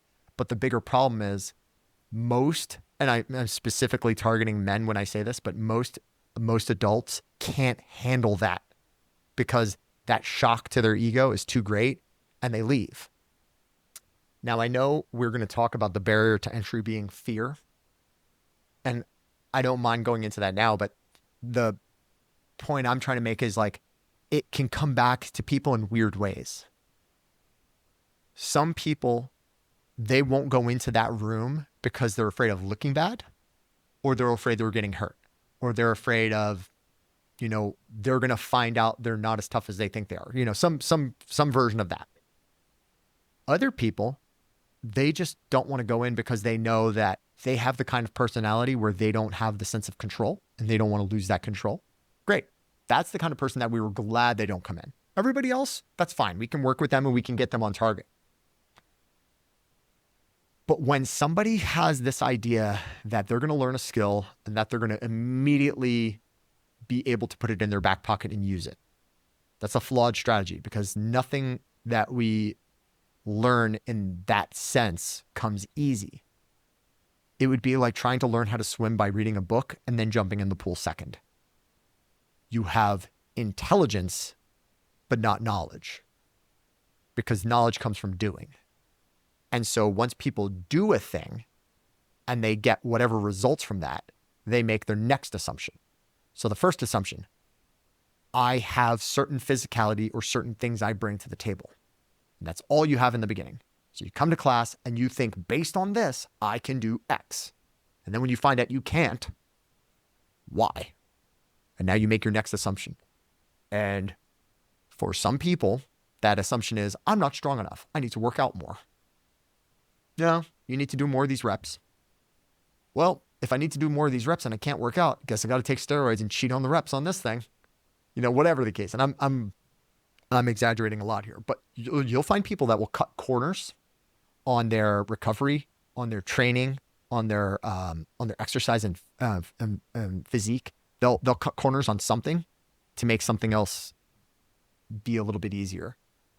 The thing I've learned is the people who cut corners are already mentally weak. So the reason why I've never used steroids is because I'm not mentally weak.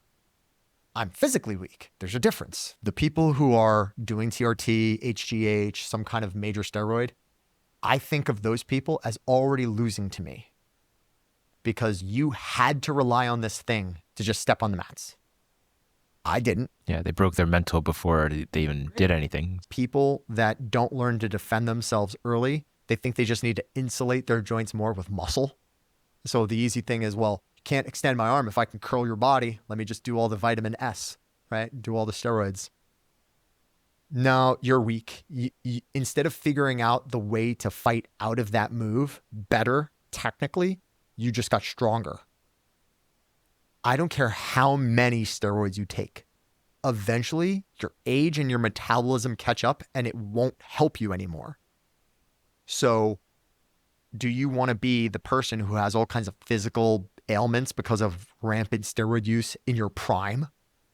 Or do you want to be that person that had a healthy lifestyle, might have lost a little bit more, didn't really compete at the highest physical level you were capable of at the time, but you learned the skills And now you have a desire that wasn't corrupted. You didn't take any shortcuts.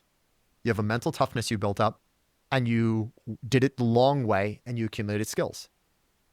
You now have something in your back pocket that you can do for the rest of your life at least the hobby level, and have fun with it and not feel like you're just getting smashed every time a new 20-year-old walks in. And you come away from it knowing you have that fulfillment because you did it the right way. It's kind of hard to be proud of something that you know you got the shortcut on. Are there people that do it? Yeah. I don't lose sleep over fake people. At that point, you don't need to judge them. There's no point in judging. It's just a waste of your time. Yeah. I'd rather most of my students have what I call the rattlesnake effect. I'd rather you never have to use your jiu-jitsu, never have to use your Muay Thai, never have to use your Kali. If you can just have a good enough posture and let people know you mean business, maybe they don't want any of that business. Because the last I checked, it is not the Eastern Diamondback rattlesnake, aka the largest venomous land snake in North America, that has the most human kills. It isn't. It's funny how the copperhead and the cottonmouth, between the two of them, they are way more likely to give you the business than an Eastern Diamondback rattlesnake. And the reason being, one of those things will warn you ahead of time and the other won't. And so we think we need to conceal carry our jiu-jitsu, and it's actually better to open carry it, because in the grand scheme of things, the average person who would do a violent crime is looking to do it against a soft target. They don't want to pick a hard target, because predators by their nature prey on the weak. A wolf could take out any sheep it wants. Why is it going to go for the weak one? Because it's the easier prey. Because at our core, human beings are also two things: creatures of habit and lazy by nature. Just going back to what we said before about that default. So finding a way to get out of your comfort zone and going into a thing that is notoriously rigorous and hard, kudos to that person already. You don't need to compete. You stepping through those doors is already a huge win. We talk about the biggest advancement you can make in terms of rank is putting on the white belt. Putting on the white belt is your biggest promotion in jiu-jitsu. You stopped eating potato chips on the couch, you got up, and you went and got your butt kicked. That is the biggest promotion you'll get. Now, along the way, those other things are going to feel really good, but it all started with, did you start and put on the initial effort to go in, right? Now, being in that rattlesnake, you say to yourself, hey, I had this capability, leave me alone. And most of the time they will. So if anybody's listening and you're thinking, hey, you're a guy speaking from the perspective of a guy a lot, I am a woman, I have different fears, I have different things. Let me say this. The same things are true and they still apply. If you are distracted going through a parking lot and you are looking through a bag, a purse, your coat for your keys, and your head isn't up and your eyes aren't on a swivel looking around, your likelihood of getting attacked are high. Just because you are distracted, you are weak positionally. I don't care if you can do like a 48-inch box jump and you're a CrossFit phenom and you can do like the Murph in like 40 minutes. You can be all those things and still be a victim because in the circumstance, you were unaware, unprepared. Now, the same thing is true with regards to a survey was taken from a bunch of aggravated assaults and sexual assaults in some of the biggest penal institutions in America. And they were asking these violent crime offenders what was a common trait they were looking for with their victims. And one of the most common traits was either long hair or hair that's done in a ponytail, because a common theme was grabbing it to control posture. Yeah, because the head controls the spine, spine controls the body. Yeah. For someone to grab me there and use that against me, hey, let's go back to Nogi. It's so realistic. Yeah, once again, hair grabbies exist. But learning to mitigate certain risks by saying, hey, when I'm getting ready to go outside, if I know I am alone and on my own, I'm going to tuck my hair into my coat or into my shirt or into something so that it's not as accessible of a handle or a grip. Or I'll put it up and put it under a hat or a hood over that. Does that mean that they can't do something to break my posture from behind? Would a shoulder grip work just as well? It could work, but as well? No, you're mitigating risk. You can't make anything get to zero without, just complete isolation and never going outside. But if you're going to do that, you need to think about where are the biggest linchpin, like critical vulnerability points to doing that. Being distracted, texting on your phone, walking between the cars, as opposed to walking down the lanes of cars, you're limiting your visibility. You're focusing to a small point. Why would you do that? At the same time, if I were in a grappling tournament and I'm limiting my focus, I'm saying I only want to grab your lapel, I'm probably going to lose to you grabbing my knee. Like, you're doing the same thing that's in this bigger example over here where we're talking about a violent crime, but you're making this similar problem here because you're just fixated on something as if there's no threat anywhere else. I tell people the best thing you can do is just have an overarching awareness to the whole picture.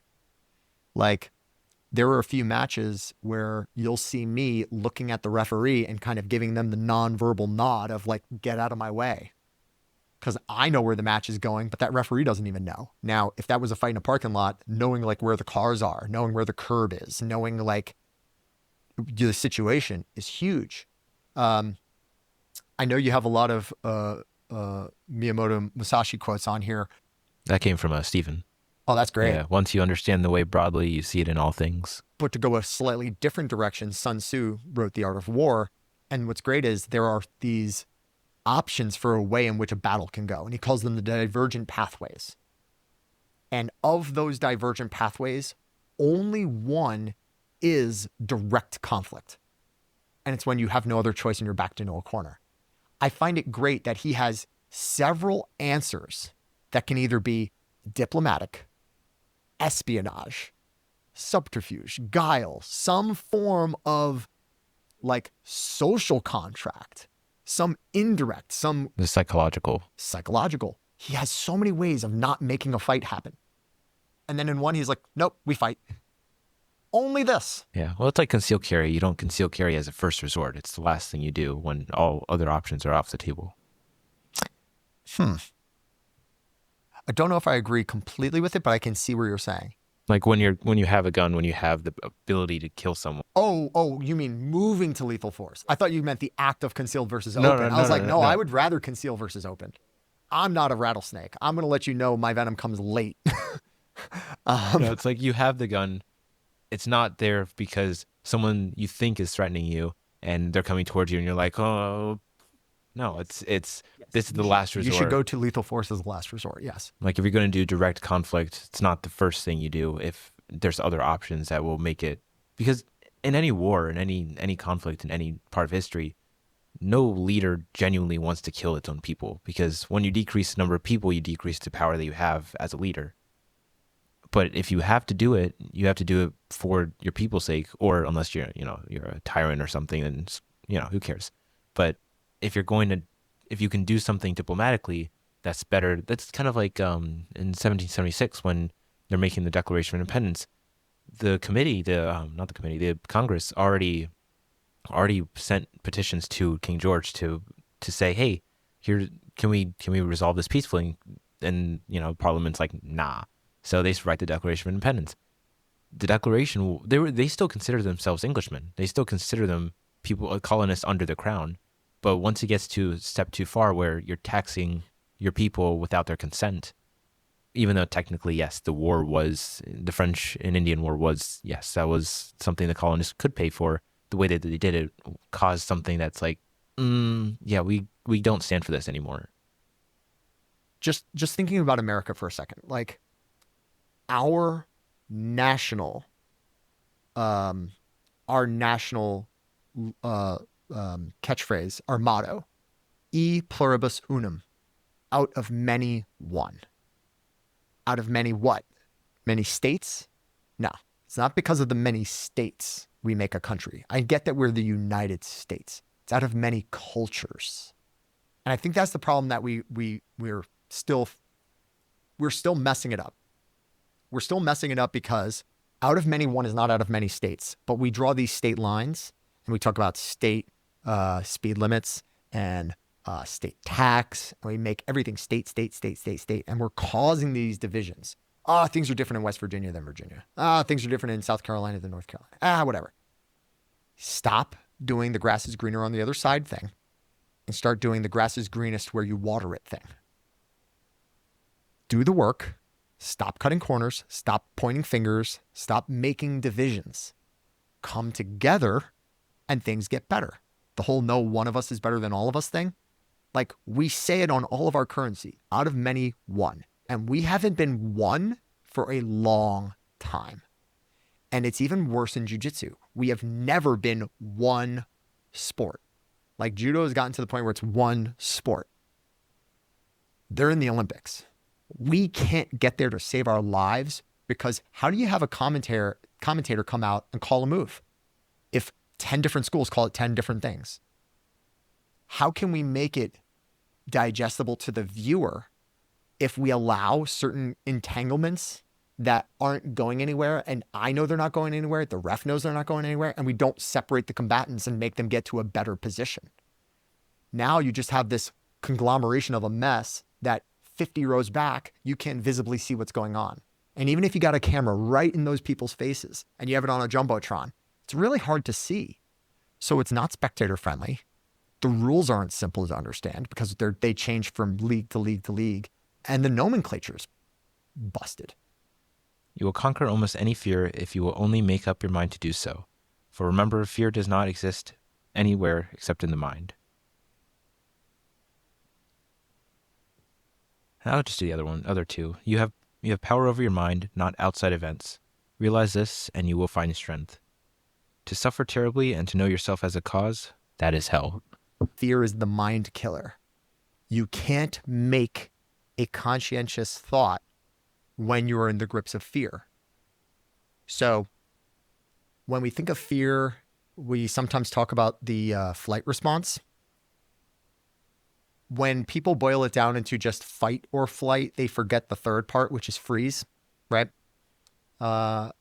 Personal anecdote, I was in Afghanistan twice for combat deployments, and on my second time over there, we had an incident where we took a casualty from an improvised explosive device, and one of the guys who was just attached to our unit the night before, he ended up losing most of his right leg below the knee, almost all the way up until the knee.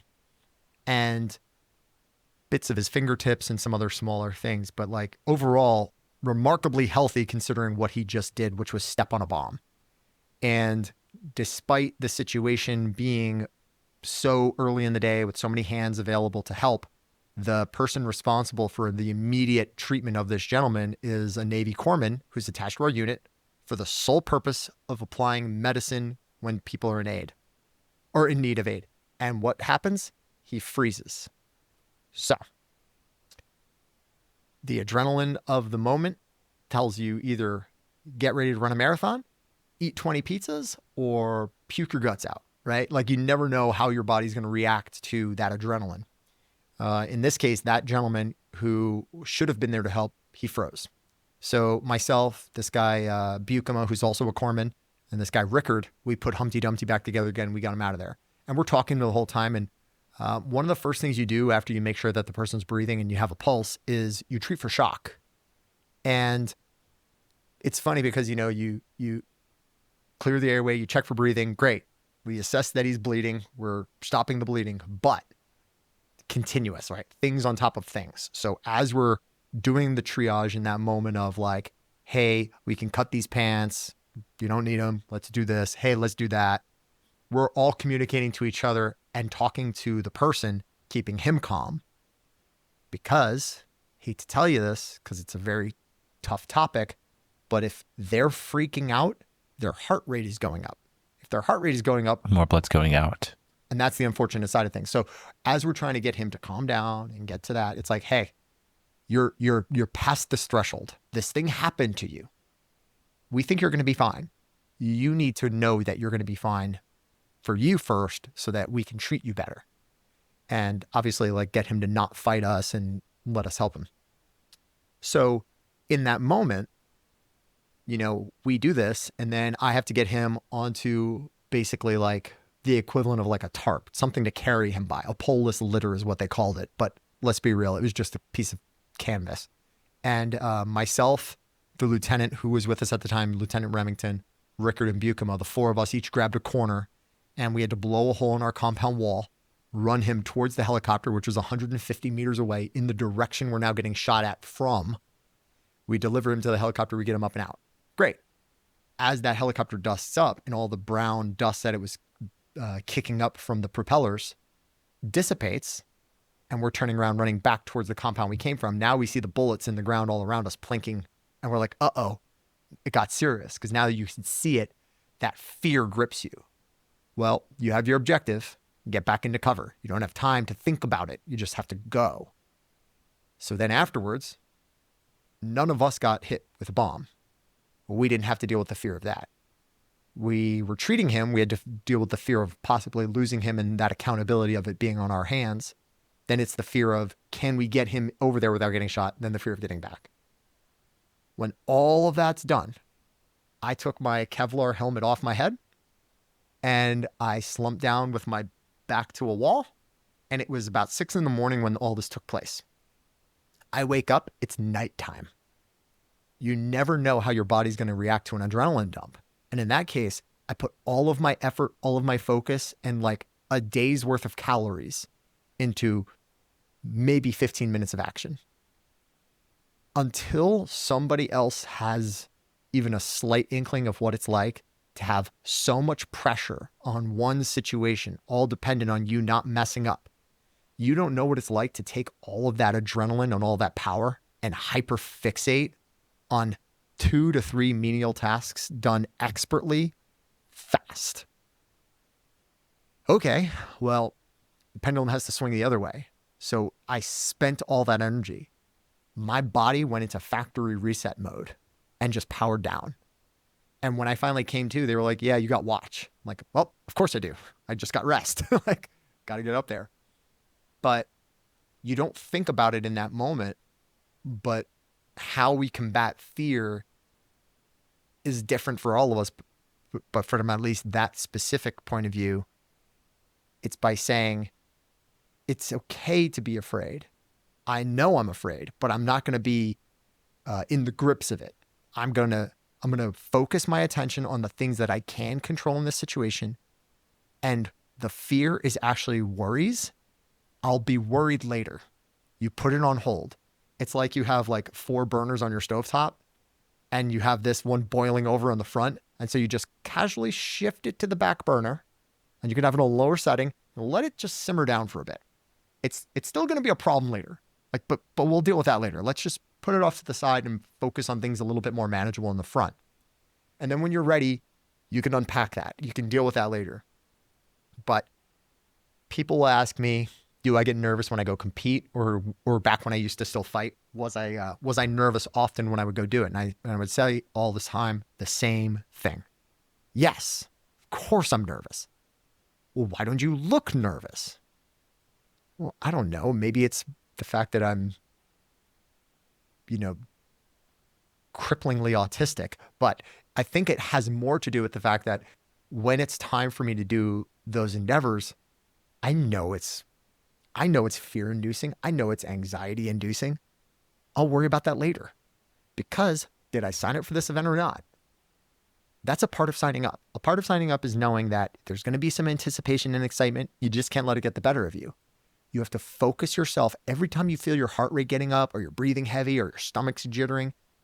I don't know, go for a walk. Do something and get that stress out of you. I don't care. Do push-ups and jumping jacks. Burn it off. Get warm. But don't let it control you, because if you go into the match nervous, you'll act accordingly.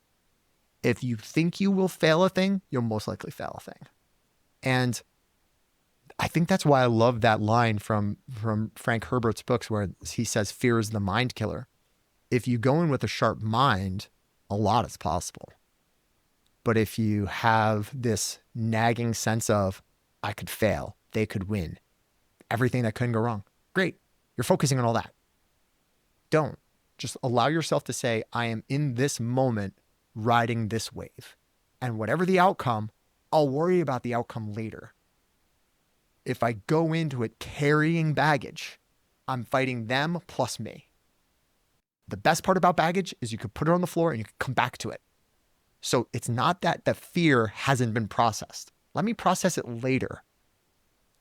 And that's probably the key difference between like myself and some other people, which is you'll see people go into matches where they should be afraid. And then if the person goes in and they're not, they usually perform really well. Is there any similar stories, either you growing up, your time training in the Marines, or even in Afghanistan?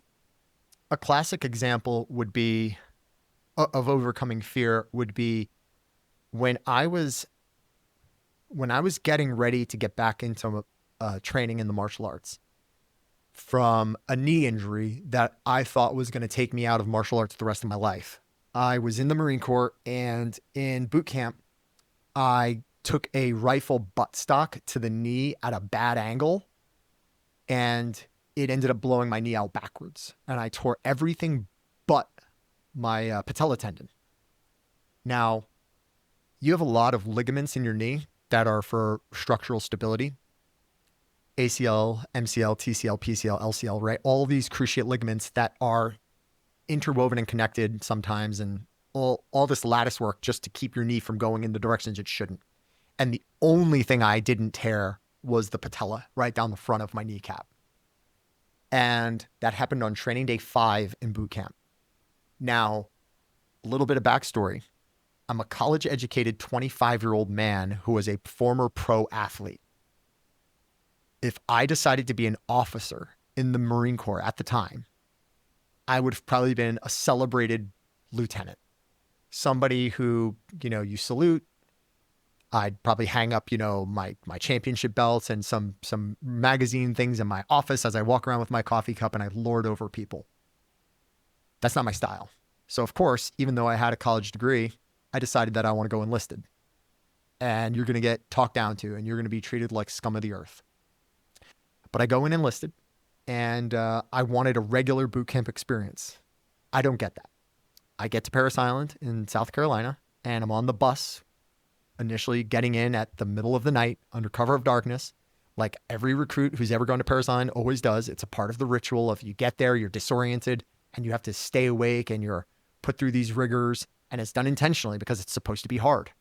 So I get there, and I'm not expecting a film crew to be there, but I get off the bus, and there's bright lights lighter than this in my face with a camera right there. It takes me way too long, for as smart as I am, to figure out what's happening. Probably about 5 or 6 hours too long to figure it out. They're not filming any other recruits. They're just filming me. So after a while, I realized that they're doing a documentary on me in boot camp. And they follow me around for what is the Marine Corps Martial Arts Program, MCMAP, my training there. They follow me to church, for crying out loud. And it's just, what does it take for a pro fighter to change gears in life and become a pro war fighter? And so they make this thing for the Boot newspaper down in South Carolina. And I remember one morning in February 2009, we wake up 4 a.m, lights, everybody get online, Porter get on the quarterdeck. And that was the entire phrase. Lights, everybody get online, Porter get on the quarterdeck. Now the quarterdeck is the front of the squad bay where we usually get punished. So I'm like, what did I do in my sleep to get punished? I get there and there's drill instructors I don't even recognize. Ones that aren't even from my platoon. And they're all waiting there. And so they tell me, get on my face, start doing push-ups, start doing this. And I'm freaking out because I have no idea what I did wrong. And I thought I was an exemplary recruit. Meanwhile, training day 5, I get hit with the buttstock of a rifle in my knee that blows out my knee. And I am trying everything in my power to not get kicked out of boot camp or to start over. So I'm just gutting through it with a knee that is like flapping in the wind. And so they're having me like do squats and I can barely do them on one leg. And I'm like leaning and really favoring one side. And every time they'd make me do push-ups, I'd pretend they were harder than they were just so that I'd do more of those because it was easier on my knee. So I'm having to do a lot to protect myself and my integrity for my knee's sake while getting just completely wrecked by all these drill instructors that I still don't know what I did wrong. The recruits in the squad bay, they're doing all the normal things like getting dressed, going to the bathroom, hygiening, brushing their teeth, shaving. They come out. They sweep the squad bay. They're making beds. I'm still working out. Like 40 minutes has elapsed. I'm still getting crushed. They get ready to go to chow for breakfast. They go to chow. They come back from chow. They come with what's called a hot plate, which is my breakfast to go. It gets slammed on my back. There's food trickling down my ribs onto the floor as I'm doing push-ups. I could smell my food as it's cooking on my back. And they're just still having me do push-ups. And eventually, one of them comes in, slams the on-base newspaper in front of me. And there I am in a big picture on the cover.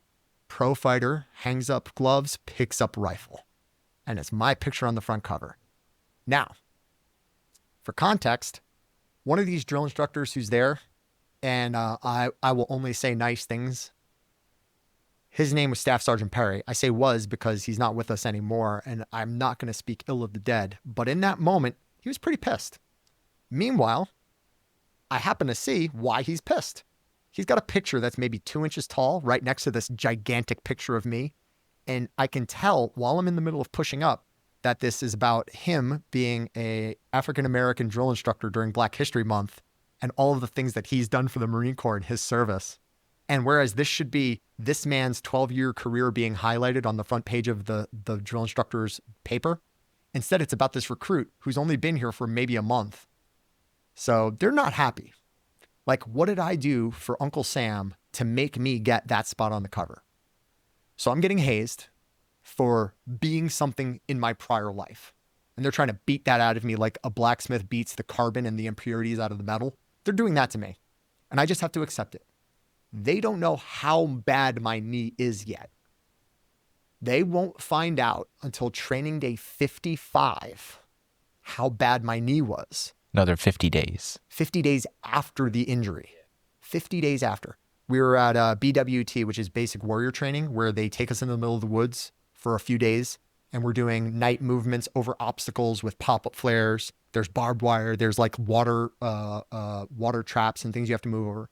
And they even tell you, hey, when you're clearing an obstacle, if a flare goes off, get down into a slow silhouette and stay still until the flare goes away. Also, the second the flare goes up, close your eyes so that you don't kill your vision that you're getting acclimated to the dark with. I happen to be on the highest obstacle, one of the walls you have to like run and jump up over, as a flare goes off. So I'm on top of the wall and I just hug the wall. And I hear one of the instructors, while my eyes are closed, say, clear the obstacle. I'm like, okay. So I throw my legs over the side and I try to get down with my eyes closed. I think I'm landing on level ground like this. The ground was not level. So my bad leg lands on solid ground first. My other leg keeps going as this leg buckles and goes backwards. So now with my left leg now in my face, facing me with my toe pointed towards my nose, I'm like, I can't hide this anymore. So they take me to the hospital. And it's at that point that they're like, did this happen today? And I go, technically, no. And so as I'm explaining when the original incident happened and when I went through all this, my biggest fear was not the incident. My biggest fear was starting over. I have no problem doing something that's hard. I have a really hard time doing something that's hard twice. So as I'm explaining my story, I can already smell what's coming next. They're going to administratively separate me from boot camp, and I'm going to go back to being a civilian. Now, obviously, we're sitting here and you know, because you've seen like my shadow box in the dojo, that I ended up having a fairly storied career, even though it was a short time in the military. But I did a lot. This is a very early story, so you know what happened next. But how it happened is pretty cool. The company commander for my boot camp company, which was Lima Company on Paris Island, 3rd Battalion, was a guy by the name of Captain Wilson. Now, Captain Wilson was what we call a Mustang. He was prior enlisted before he went commissioned. So he came in as the lowest rank in the enlisted side, got some schooling and education, worked himself up, became commissioned, then is now an officer. So although he's of a captain's rank, he's a little bit older than a normal captain should be. And he was always a very compassionate man when he was talking to the troops in boot camp. And I say troops, I mean the recruits. We never really had a heart-to-heart or a talk before that, but he was always around when the film crews were there and when the stories were being written and all this other stuff. And, he always did his wellness checks and everything else. And when the incident with my knee took place, he made sure that anybody who was responsible was held responsible. He wanted to make sure that there wasn't any direct neglect. And if there was, he was going to handle it. And man, he was fire and brimstone when it had to be. But when he talked to me, it was after my senior drill instructor, Thomas Viotti, came up to me. And he was a staff sergeant at the time. So the senior drill instructor, he talked to me and he's like, hey, you're probably going to get ADCEPT. I just need you to mentally prepare yourself for that. And I don't think a lot of people knew how badly I wanted to be a Marine. And so being somebody who was 18 and in college when September 11th happened and watching as I am now the only male member of my class 3 days after the event showing back up to class because all the other male members of my class dropped out of college and immediately enlisted. Me being the broke kid from Long Island saying, well, I'm in school on scholarships. I can't let these go to waste.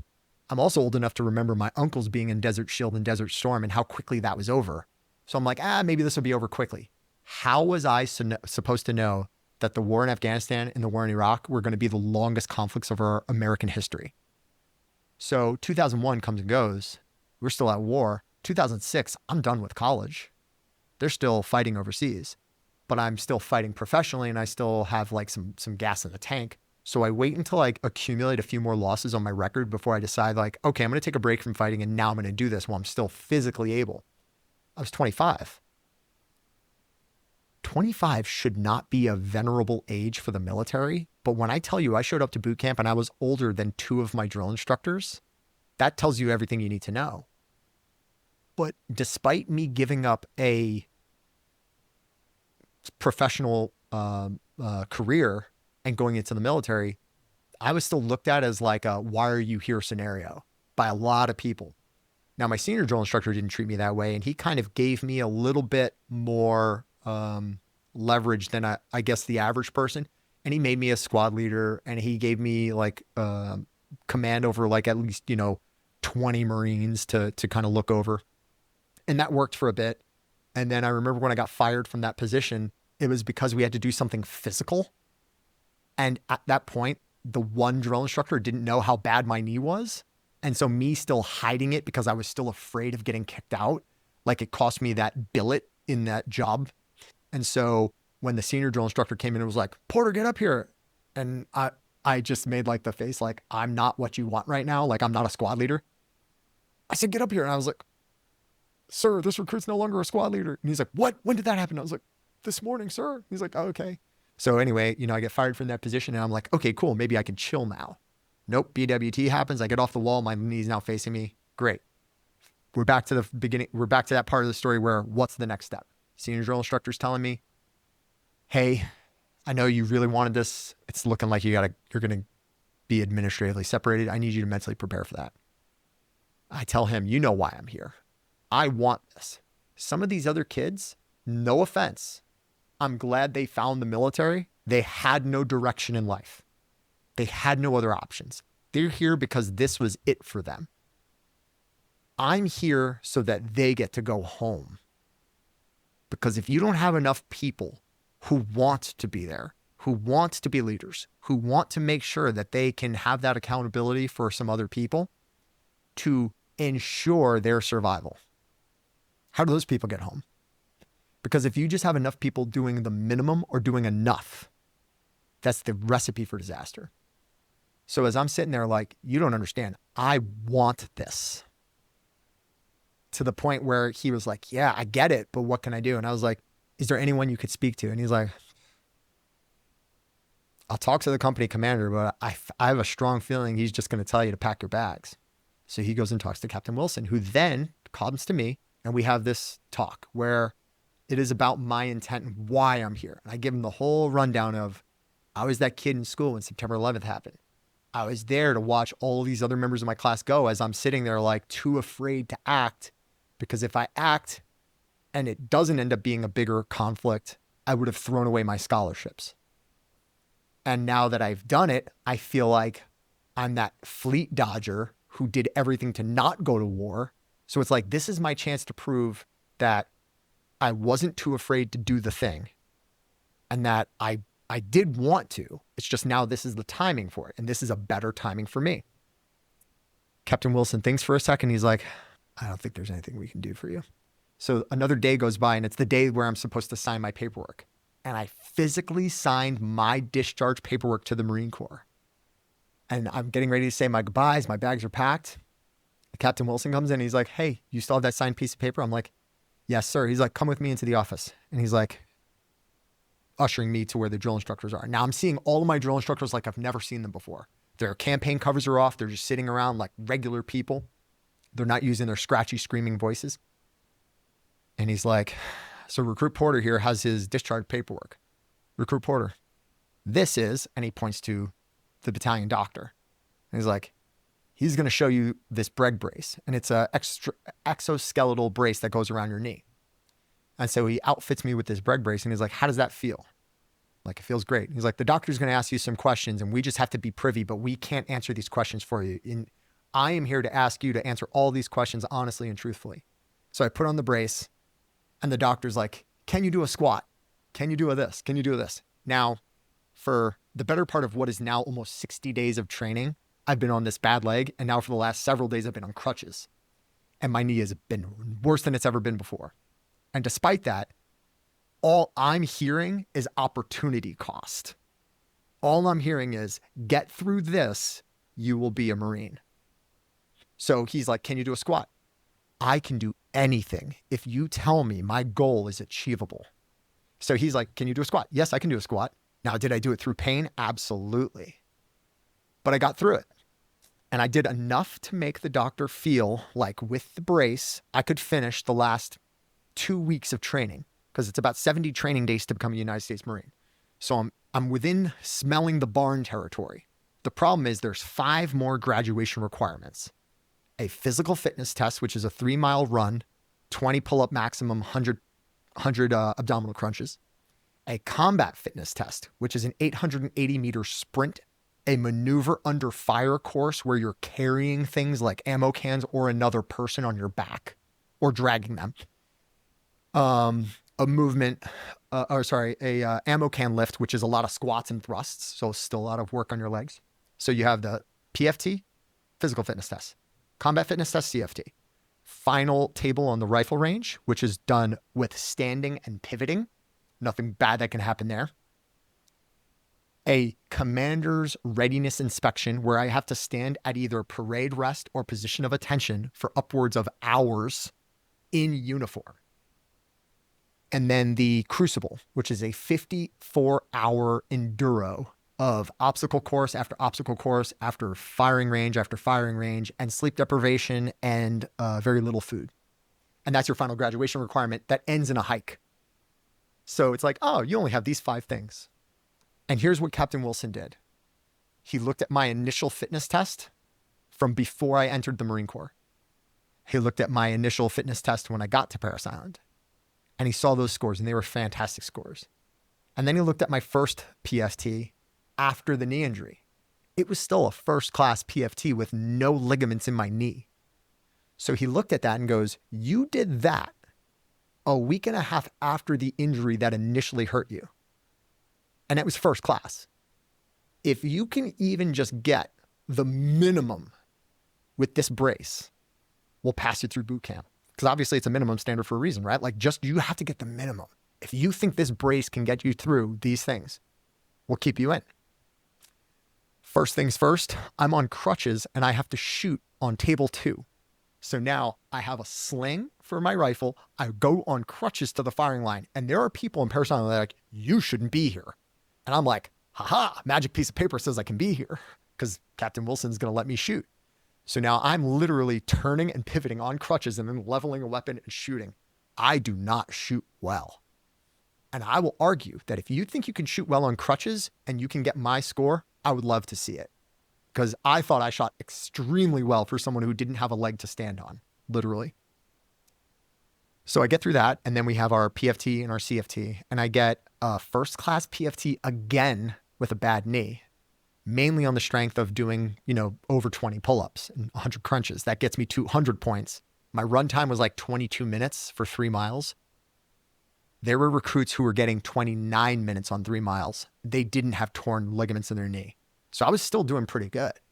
I go to the CFT, and the good thing was it wasn't a absolute graduation requirement so much as they were trying to make it a graduation requirement in 2009. So when the day came for me to do it, they actually just said, you don't have to. So I got to dodge that bullet. I still have to do the whole crucible and the Commander General's readiness inspection. The inspection was the second hardest thing I had to do because you're locked out position of attention for most of it. And so that hurt my knee a ton. But the good thing is I'd already done the crucible, which was the hardest thing before that. And during that, I had one drill instructor who told me every day he hated my guts. And when it came time to get assigned to one of your drill instructors for the crucible, everyone's hoping to get the senior drill instructor because he's like dad. He's like the nice one. I don't get him. I'm hoping I don't get the one who wants to eat my head off, Sergeant John Hidley at the time, Sergeant.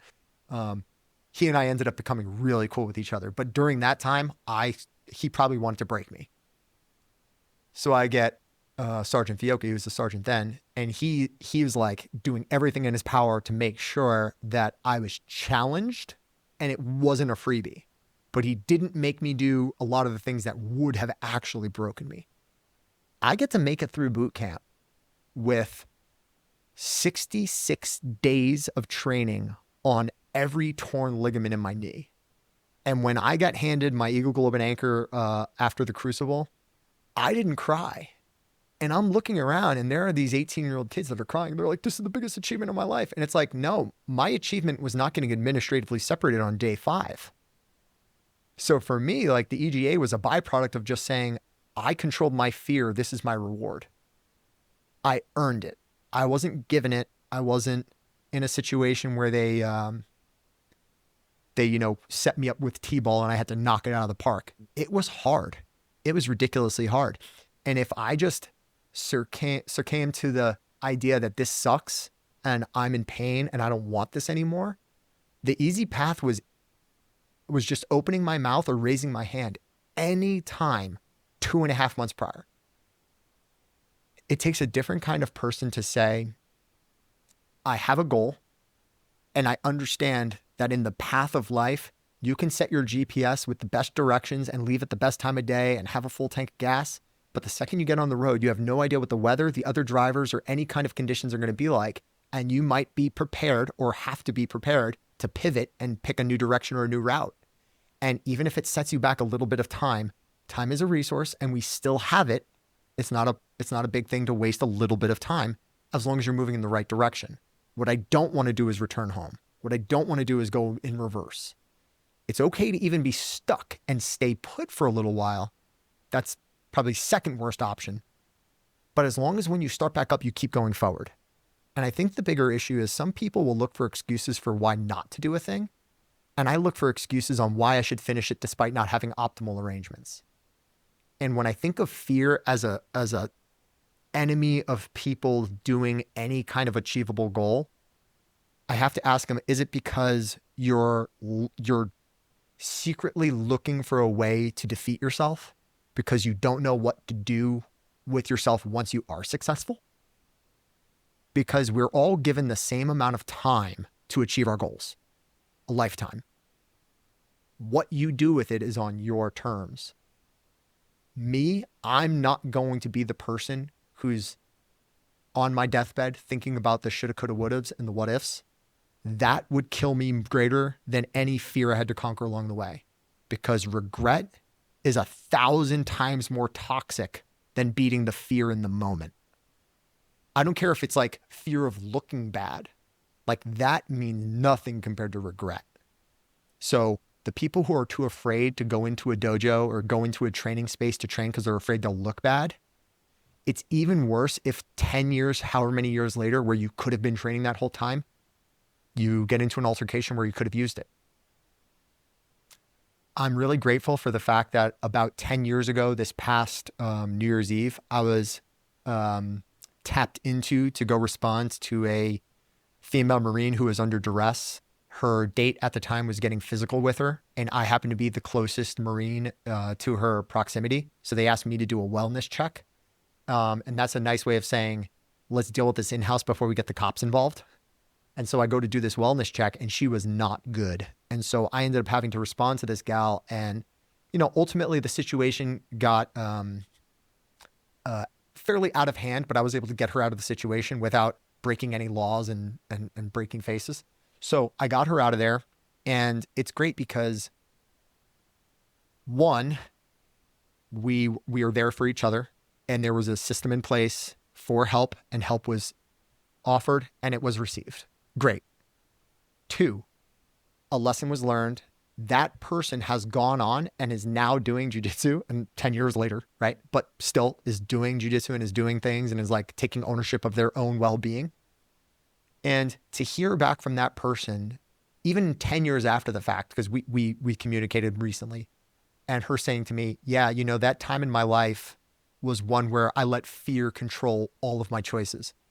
And it was weird. It was fear of being alone, fear of not fitting in, fear of having an unconventional way of going through life where it's like, what do you mean you want to be single and not focus on, other people? And now it's fear of being taken advantage of, fear of being manipulated physically, mentally, sexually, whatever, fear of not having autonomy over your body.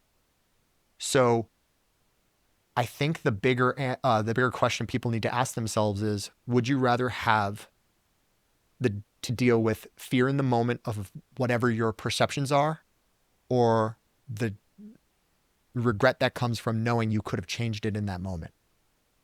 Because if you're not willing to go through that stress of doing the hard thing now, you don't get the rewards later, or you don't get the comforts that come from having it later. I think the thing I would like to end on is, one of my favorite parts from any bit of literature comes from the Neil Gaiman book, American Gods. In it, the main character, Shadow Moon, he's involved with all kinds of supernatural things in this setting. And he's kind of allowed to be behind the scenes of what we perceive as reality, which is kind of like a dream world. And while he's in this dream state, he's given two paths by his guide.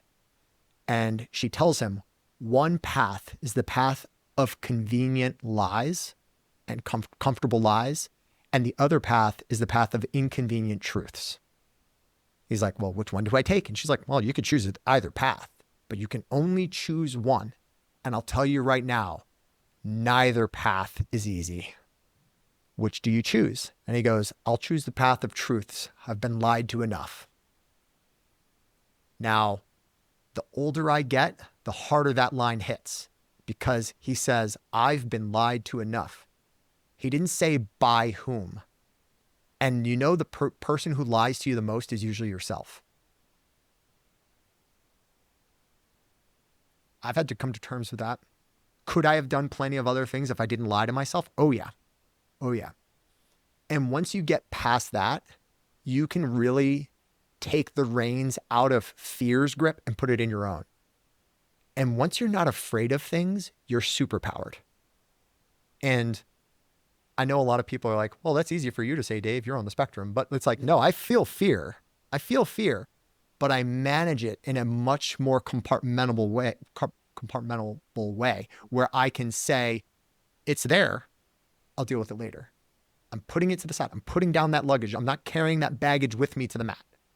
I can deal with the fear after the fact. Like, I'll grapple the John Combs. I'll throw up later. I'll do this task. I'll adrenaline dump later. Like, whatever it is.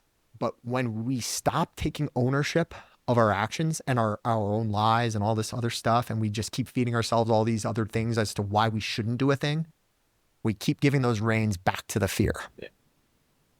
Yeah. There's also one thing I like to always say is, whenever someone's trying to give you like their emotional baggage, like they're trying to let out whatever they're going through or anything, it's kind of like they're giving you a balloon. And some people just have the balloons and they just don't know what to do with it. There's nothing wrong with just letting it go. They can do whatever they want because, like, people have their problems and everything, and it's good to talk it out, good to communicate with people, but you don't have to keep someone else's luggage. You don't have to keep someone else's balloon. Just let it go, and you'll be a lot happier. God, I hate that I'm forgetting this author's name, but the Tao of Piglet, the Tao of Pooh, sorry, the Tao of Piglet and the Day of Pooh, or vice versa. I'm getting that backwards. Tao of Pooh, Day of Piglet. Sorry, Tao, pronounced Tao. It's like the Tao of Jeet Kune Do. It's like, okay, you sound like a Westerner, but I forget the author's name, but the Way of Pooh, meaning Winnie the Pooh. Whereas, you know, Tigger is this chaotic entity of bubbly energy, and Owl pontificates the existence of the world and everything. Pooh is. He just is, right? If we could all be like that, we would have world peace, right? Like, oh, bother. like the worst thing in the world could happen to Pooh. Oh, bother. You know, like he just is. And I wish we could all find that sense of peace in ourselves, but it takes a lot of time. And to go back to Chuck Palahniuk, the author I said before who wrote Fight Club, same book rant, he said, some of us are born human. The rest of us take a lifetime to get there. Learning is hard. Learning about yourself is hardest. And fixing yourself is the hardest thing of all. Now, in the Day of Piglet and in the Tao of Pooh, the common trend is you're finding the path that leads you to those uncomfortable questions you have to ask yourself that are stopping you from your own personal development. And usually it's about comfort. The more comfortable we get, the lazier we become, the more we develop those bad habits. The more we seek the discomfort and we seek to get ourselves out of that zone, that's where growth happens, right? So it doesn't matter whether it's, you know, fighting through an injury, obviously within the realm of what you know you're capable of. I'm an idiot, don't do exactly what I do. In that respect, like I could have really, really hurt myself more. But I felt competent that I can get away with enough to make it work. And it did. Fast forward, I've used these coping skills multiple times from a micro level of get through this uncomfortable talk with my boss to macro levels. I have this major event with this well-known person where a lot of people are expecting me to have a certain outcome. Let me produce. And it doesn't matter how small, how mundane, or how massive and earth-shaking. You develop the same skills across the board for either of the scenarios, and you're going to have that in your back pocket for the rest of your life. You will not be controlled by fear. And especially for someone like myself, like I focus a lot on the efficient way of doing a thing. I don't ever want to do something just because it worked. If I can do it in 3 steps as opposed to 5, I want to do it in 2. I'm going to keep trying to find the most efficient way of doing a thing. And now the most efficient thing I have for when I deal with fear is I tell people, it's like, try not to worry. Worry makes you suffer twice. Just, you can worry later. But if you worry now, it's just an added distraction. My best advice to people who have what they feel is like they're incapable of taking that ownership over the devices or things that give them that anxiety or set them back, or they have their reservations about doing a thing. They're too afraid to make that next step. Every Western omelet that doesn't get made is still scrambled eggs. Like, you have to get to that point in your life where even though you had the best intentions and the best laid plans and they don't go through, unless you have somehow burned that thing to the ground in the pursuit of it, if there's still some kind of resource there, whether the resource is time or it's an actual object or something, as long as you didn't destroy the resource, the time or the actual object, you just do it again. And we've stopped getting into this habit of accepting mundane losses on the path to success. And when you do that, you're just blindsided every day by the what ifs instead of the how comes. Because when I say, how come this happened? I can fix that. But if I worry about what if, I didn't even get to try it. You know what beats a failure? An attempt. Yeah. I have people who fail more than they attempt. I can't fathom it. And I'm like, you tried this once and you stopped. How do you know you suck at it? Oh, because you didn't do it this one day? You're learning a skill. Man, what if you never decided to walk because you fell the first time you tried it? Yeah. There's a quote that's like, a winner or someone who tries will make more fails than someone who never tried. Yeah, super losers. I'm a super loser. Yeah, I've lost so much that eventually it got to the point where I don't know new ways to lose. Great. Now that I've lost in so many ways, guess I can only go up. Edison took 10,000 tries to make the light bulb. He just learned 9,999 ways of not making a light bulb. Exactly. Perspective and perseverance. Perspective. I can see this thing as if I don't exist within it, and I can act according to what I perceive, right? Perseverance. There's things happening all around me that I cannot remove myself from. I cannot. If I just fold mentally, physically, whatever, I'm not helping the situation. This is around me. I have to persevere. It's easy for people to have perspective and be like, well, I'm taking myself out of this situation and looking at it. Look, I can't do anything. I'm just going to not change a thing. Your perspective is flawed. Instead of trying to pull yourself out of the situation and looking at it with perspective, why not try to persevere? Why not say, I'm in this situation and I'm going to thrive despite it? So-and-so is saying bad things behind my back. Great. Did it ruin your sleep? They think that you're worth talking about. Well, there's that too, which is like, I love it. Yeah. I love it. It's like, I would rather have someone talk bad about me and then you be like, oh, now I'm in your mind. Oh, okay. Oh, I live in people's head rent free. But the idea is like, people who are incapable of change find themselves making excuses based on their surroundings.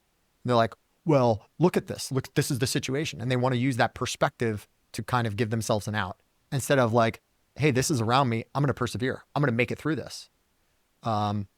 Winning despite having the least is what the Marines are known for in the US. We have the worst budget. We get the hand-me-downs from the Navy. We're still using M16s from the 1980s, and we're still kicking butts. Doing the most with the least.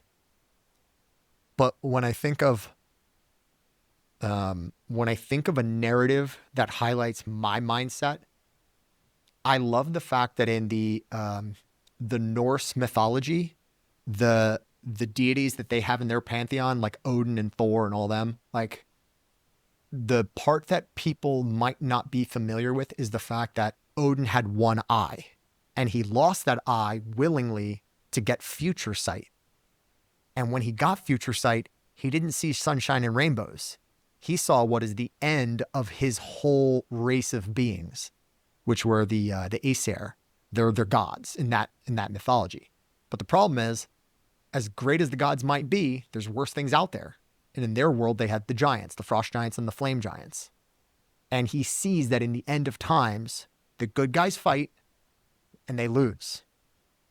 They all die. But because of their efforts, the humans on Midgard, us, we get to live. So it's a tale of sacrifice. He knows they will lose if they fight. So could he have fled and survived? The answer is yes. He could have chosen to let fear win and decide to not fight. But if he did that, they would have come through and burned Midgard, Earth, and then we would die. Now, if we give them power through prayer, they have an obligation to defend us. We can't beat those things. But by them sacrificing them, it stops them from taking us. And so the quote from the Elder Edda, which is the book that this comes from, says, "The power of good is not shown by triumphantly defeating evil, but by continuing to resist it, even if you know you will face certain defeat." If you're good because you think you're good, and you only do the good things when you know you win, you're not good. You're a fair weather friend.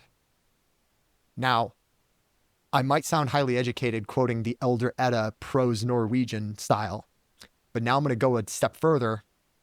I'm going to quote Randy Blythe, who's a metal guitar singer for the band Lamb of God.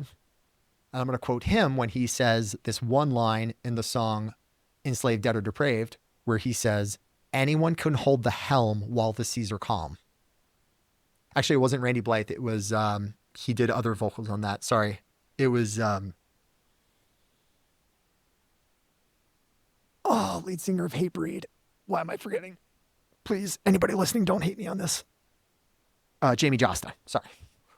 I was about to hate myself. Jamie Josta from Hatebreed. He said, anyone can hold the helm while the seas are calm. Like, fair weather friends are my least favorite people in the world.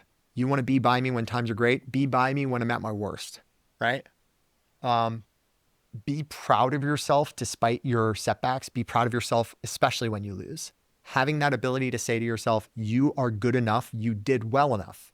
And having that acceptance will lead you to making more bad choices later, which leads to better character development. Fail, fail again, fail better, right? One of my favorite quotes, fail, fail again, fail better. Ever tried, never failed. But you can't, it's stupid to fail and not learn from it. Like, you have to Absolutely. fail with the intention of, I will learn it so I don't make that same mistake again. You should. But, I mean, can't say more.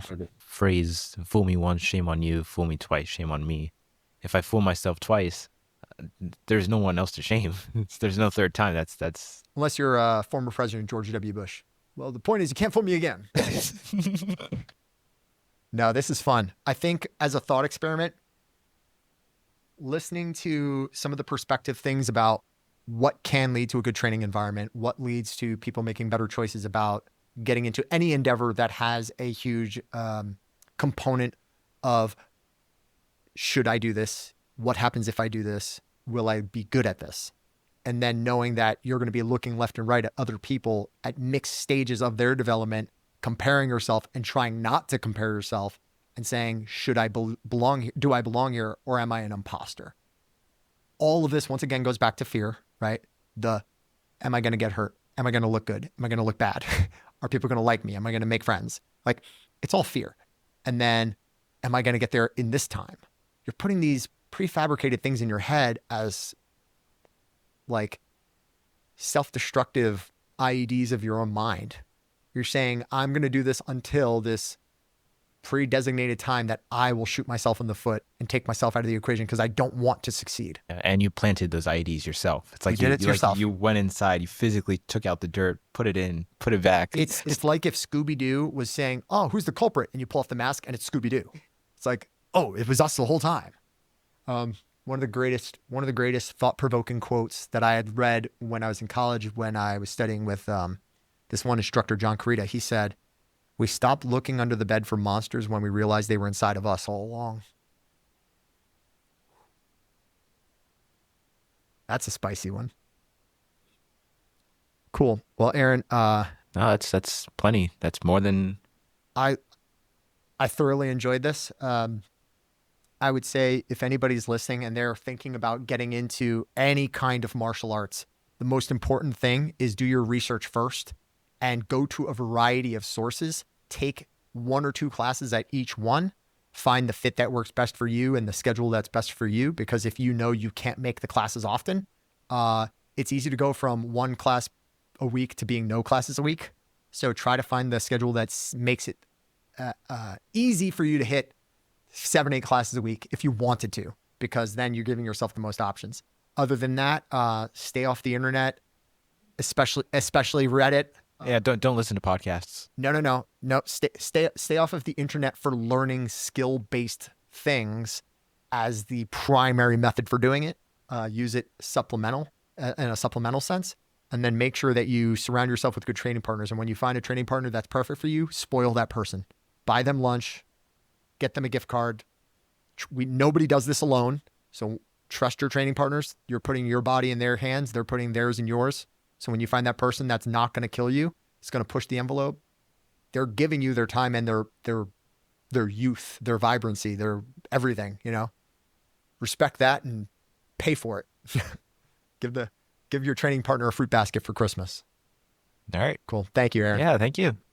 That was fun. Yeah, it was.